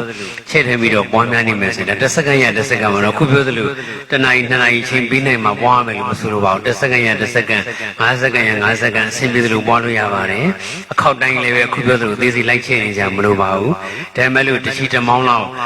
တစ်ချိန်တစ်ခါလောက်မှတ်လောက်သားလောက်အောင်တဏှာလောက်ဖြစ်ဖြစ်ဇက်တိုက်ထိုင်ပြီးတော့ခုပြောခဲ့သလိုအဓိပ္ပာယ်ကြီးချစ်တွင်စဉ်းစားလိုက်မယ်ဆိုရင်တော့အရဟံဂုဏ်တော်ကစိတ်ထဲမှာဆွေးမြဲသွားပြီးတော့ကိရိတာကိစ္စတော်မူသောမြတ်စွာဘုရားလို့ဒီလောက်လေးလူရင်းလေးပွားလိုက်တဲ့ဆိုရင်ကိုပဲအဓိပ္ပာယ်ကြီးကြည်ကြည်ပြည့်မဲ့ကိုယ်စိတ်မှာလာပြီးစုပုံပြီးတော့အရဟံရဲ့လီးနေတဲ့အနှစ်သာရနဲ့အေဂျင့်နဲ့ရတာကိုခံစားရပါလိမ့်မယ်။ကြိုးကြလည်းပဲအဓိပ္ပာယ်တွေဆင်ញမ်းမှာပဲတစ်ထိုင်နဲ့တစ်ဆက်တည်းအကုန်လုံးရှိသည်များစဉ်းစားစရာမလိုပါဘူး။အဆင်ပြေပြီးသလိုစဉ်းစားမှာပါပဲ။အဲ့တော့ခုနကတော့ဖို့တာဒီဝမထေမြတ်ဓမ္မစီလိမ့်ပြီးတော့ပြောင်းသွားတဲ့ရင်မြင်ကြည့်ပြီးတော့ကိရိတာကိဏတောင်ပွားသေးတာပဲကိုလည်းနေ့စဉ်နဲ့မြတ်ဓမ္မစီလဲနေတာပဲ။အိမ်မှာဓမ္မစီလဲပြောင်းသွားတဲ့ကြံမြင်လေးကြည့်ပြီးတော့အရဟံကိုတော့ပွားလို့ရတယ်။နေ့စဉ်အိုးခွဲပကံနေစီကြောနေတယ်။တန့်ဆင်သွားတဲ့အိုးခွဲပကံဖန်ခွက်တွေကြည့်ပြီးတော့လည်းပဲကြည်ကြည်မီညောင်ပြောင်းလာလေးအာရုံပြုပြီးတော့စိတ်မှမြတ်စွာဘုရားရှင်စိတ်မှကိရိတာကိဏပွားလို့ရတယ်။နောက်ဆိုနေ့စဉ်ရေကိန်းကနေမှမစင်ကြီးကြီးစွန့်နေအရဟံကိရိတာလောဘဒေါသကိရိတာအညစ်အကြေးမှန်သမျှကိရိတာမစင်မှန်သမျှစွန့်ချပြီးတော့မူသောမြတ်စွာဘုရားပွားလို့ရတာပဲ။နေ့စဉ်ရီချိုးတယ်ရီနဲ့ခန္ဓာကိုယ်နဲ့ထိအေးနေတယ်အရဟံကိရိတာအပူခတ်သိအင်းကြီးတော်မူသောမြတ်စွာဘုရားစသည်ပွားများလို့ရပါတယ်သူ့နေရာနဲ့သူ့ချိန်နဲ့သူအချိန်အထူးမပေးရဘဲနဲ့လေစိတ်ထဲကနေအရဟံဂုဏ်တော်ပွားများလို့ရပါတယ်အချိန်ရတယ်ဆိုလည်းပဲ10မိနစ်2မိနစ်5မိနစ်10မိနစ်စသည်ပြီးကြအချိန်ပေးပြီးတော့လေပွားများလို့ရပါတယ်အရဟံဂုဏ်တော်ရဲ့အဓိပ္ပာယ်လည်းပွားဖះကိုလည်းကြည်ညိုကိုယ်တိုင်လည်းပဲလောဘဒေါသကိနဲ့တက်ကောင်းတက်မြတ်ဒီကိုယ်ဆက်ပြီးတော့ဒီထင်ရှားတဲ့လူညံ့သိမ်မွေးတဲ့ယုတ်တရားနန္တရားလေးတွေကိုဝိပဿနာလည်းပြောင်းရှုအဲ့လိုဂုဏ်တော်လည်းပေါ့ဝိပဿနာနဲ့ရှုကြခြင်းအပြင်ဝိပဿနာရဲ့မဉ္ဇဉ်ဘုံဉာဏ်ဤဆင့်ဆင့်တက်ပြီးတော့နိဗ္ဗာန်ချမ်းသာကိုမိမိတို့ရည်မှန်းတောင်းတတဲ့ဘောဓိဉာဏ်နဲ့တကွာလျင်မြန်စွာမျက်မှောက်ပြုနိုင်ကြပါစေလို့ဆုမွန်ကောင်းတောင်းရင်းနဲ့ဦးဇင်းတို့ရဲ့နှလုံးသားတောင်ထိပ်ကအရဟံစီရီဆိုတဲ့တရားတော်ကိုဒီနေရာမှာပဲဒီကုန်းချုပ်ပါတော့မယ်တရားနာပိသများအားလုံးလည်းဦးချီထားကြပါအရေးကြီးဆုံးစကားတစ်ခွန်းနဲ့တရားနေကုန်းချုပ်ပါမယ်အပမဒီနာတမ္ပါတိထာအပမဒီနမမိမလျောမဘောမဆပြင်းပြထက်သန်မှန်ကန်သောတတိတရားဖြင့်တမ္ပါတိထသီလသမာဓိပညာဥစွတ်သောသိက္ခာ၃ပါးတို့ကိုယ်စီကိုယ်ငါပြည့်စုံအောင်ကြိုးစားအားထုတ်နိုင်ရပါစေကုန်သတည်း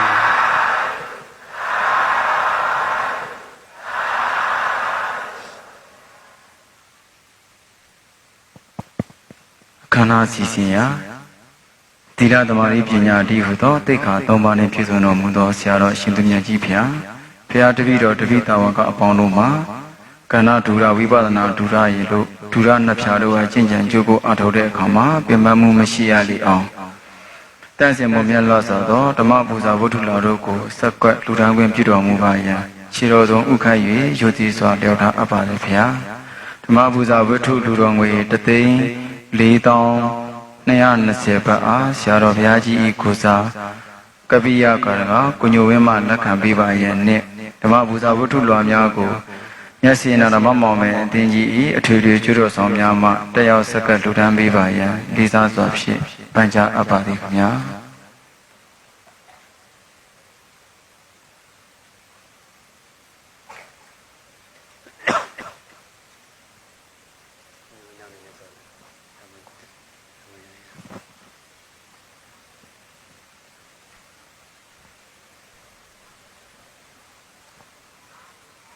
သာဓုသာဓုသာဓုဆက်လက်ဆရာတော်ဘုရားကြီးအားယနေ့ကြောင့်ဓမ္မမိတ်ဟာအပေါင်းတို့နဲ့အတူအလုံးတို့၏ကိုစားသင်္ကန်းတော်မြတ်အားစက္ကလှူဒါန်းခွင့်ပြုတော်မူပါယံရိုသေစွာလျောက်ထားအပ်ပါသည်ဘုရား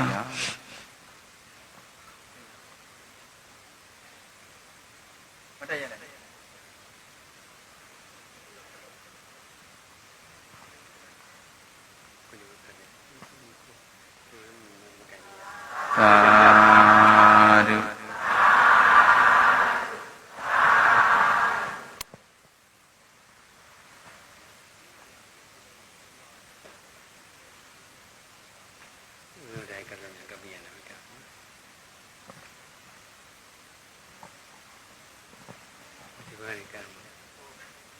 ရှင်နေ့ဓမ္မသဘင်ဖြစ်မြောက်နိုင်တဲ့နေရာမှာသာဓုသာဓုသာဓု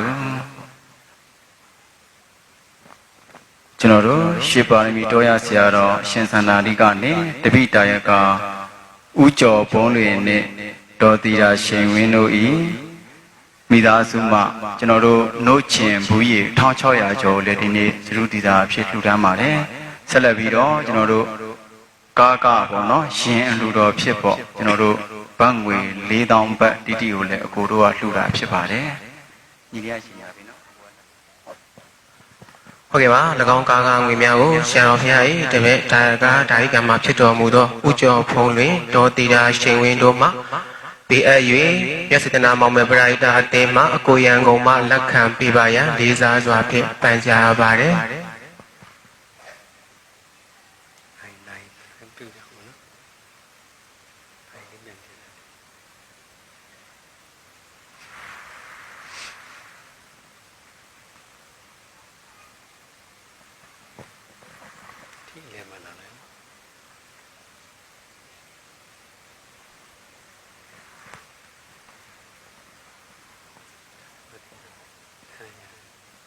ဝေပါအားလုံးပဲဝမ်းမြောက်လို့မောတာဓု၃ချိန်ခေါ်ဆိုပေးကြပါတာဓုတာတာ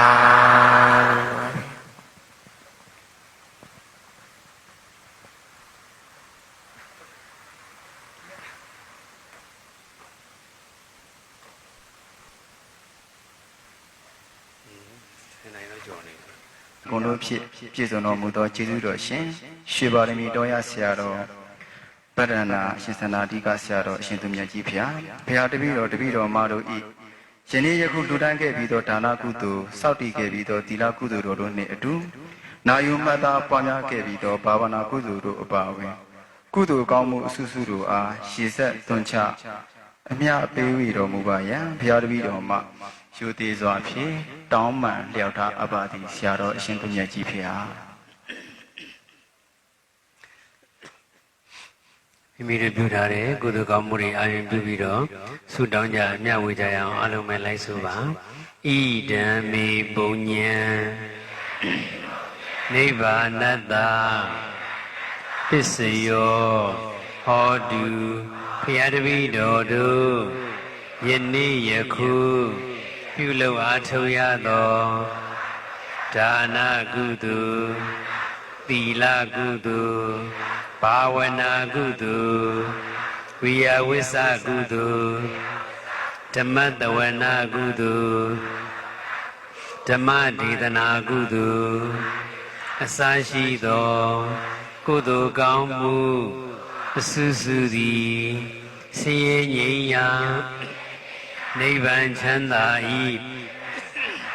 အထောက်အပံ့ဖြစ်ပါစေတည်း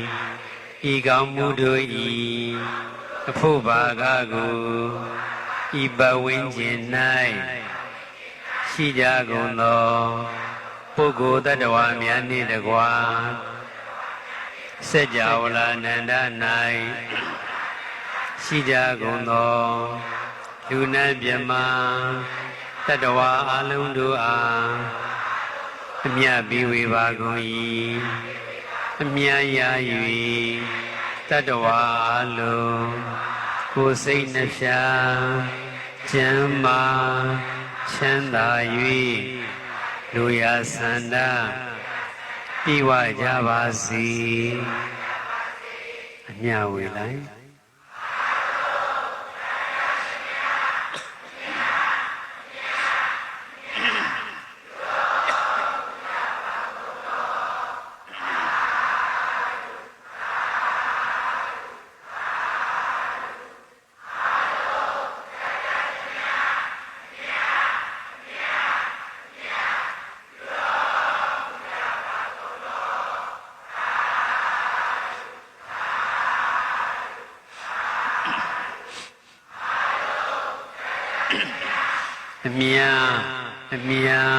အမြ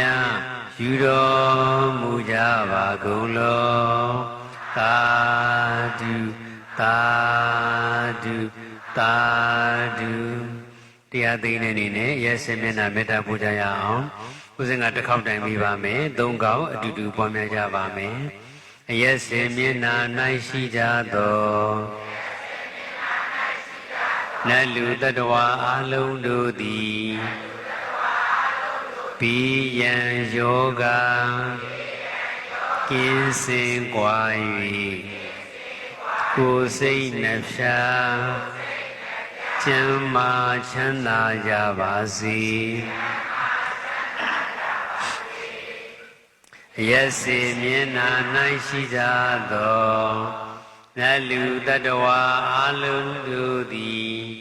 ဘိယံယောဂ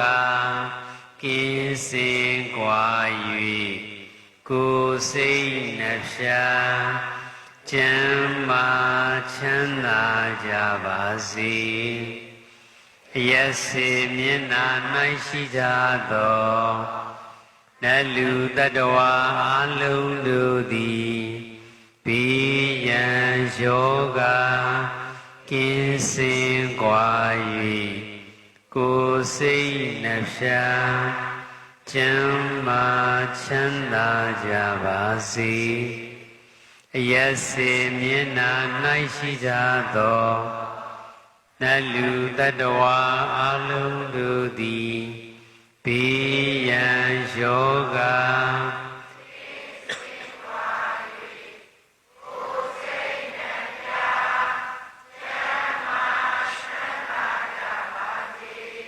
သာဓုခေါ်နော်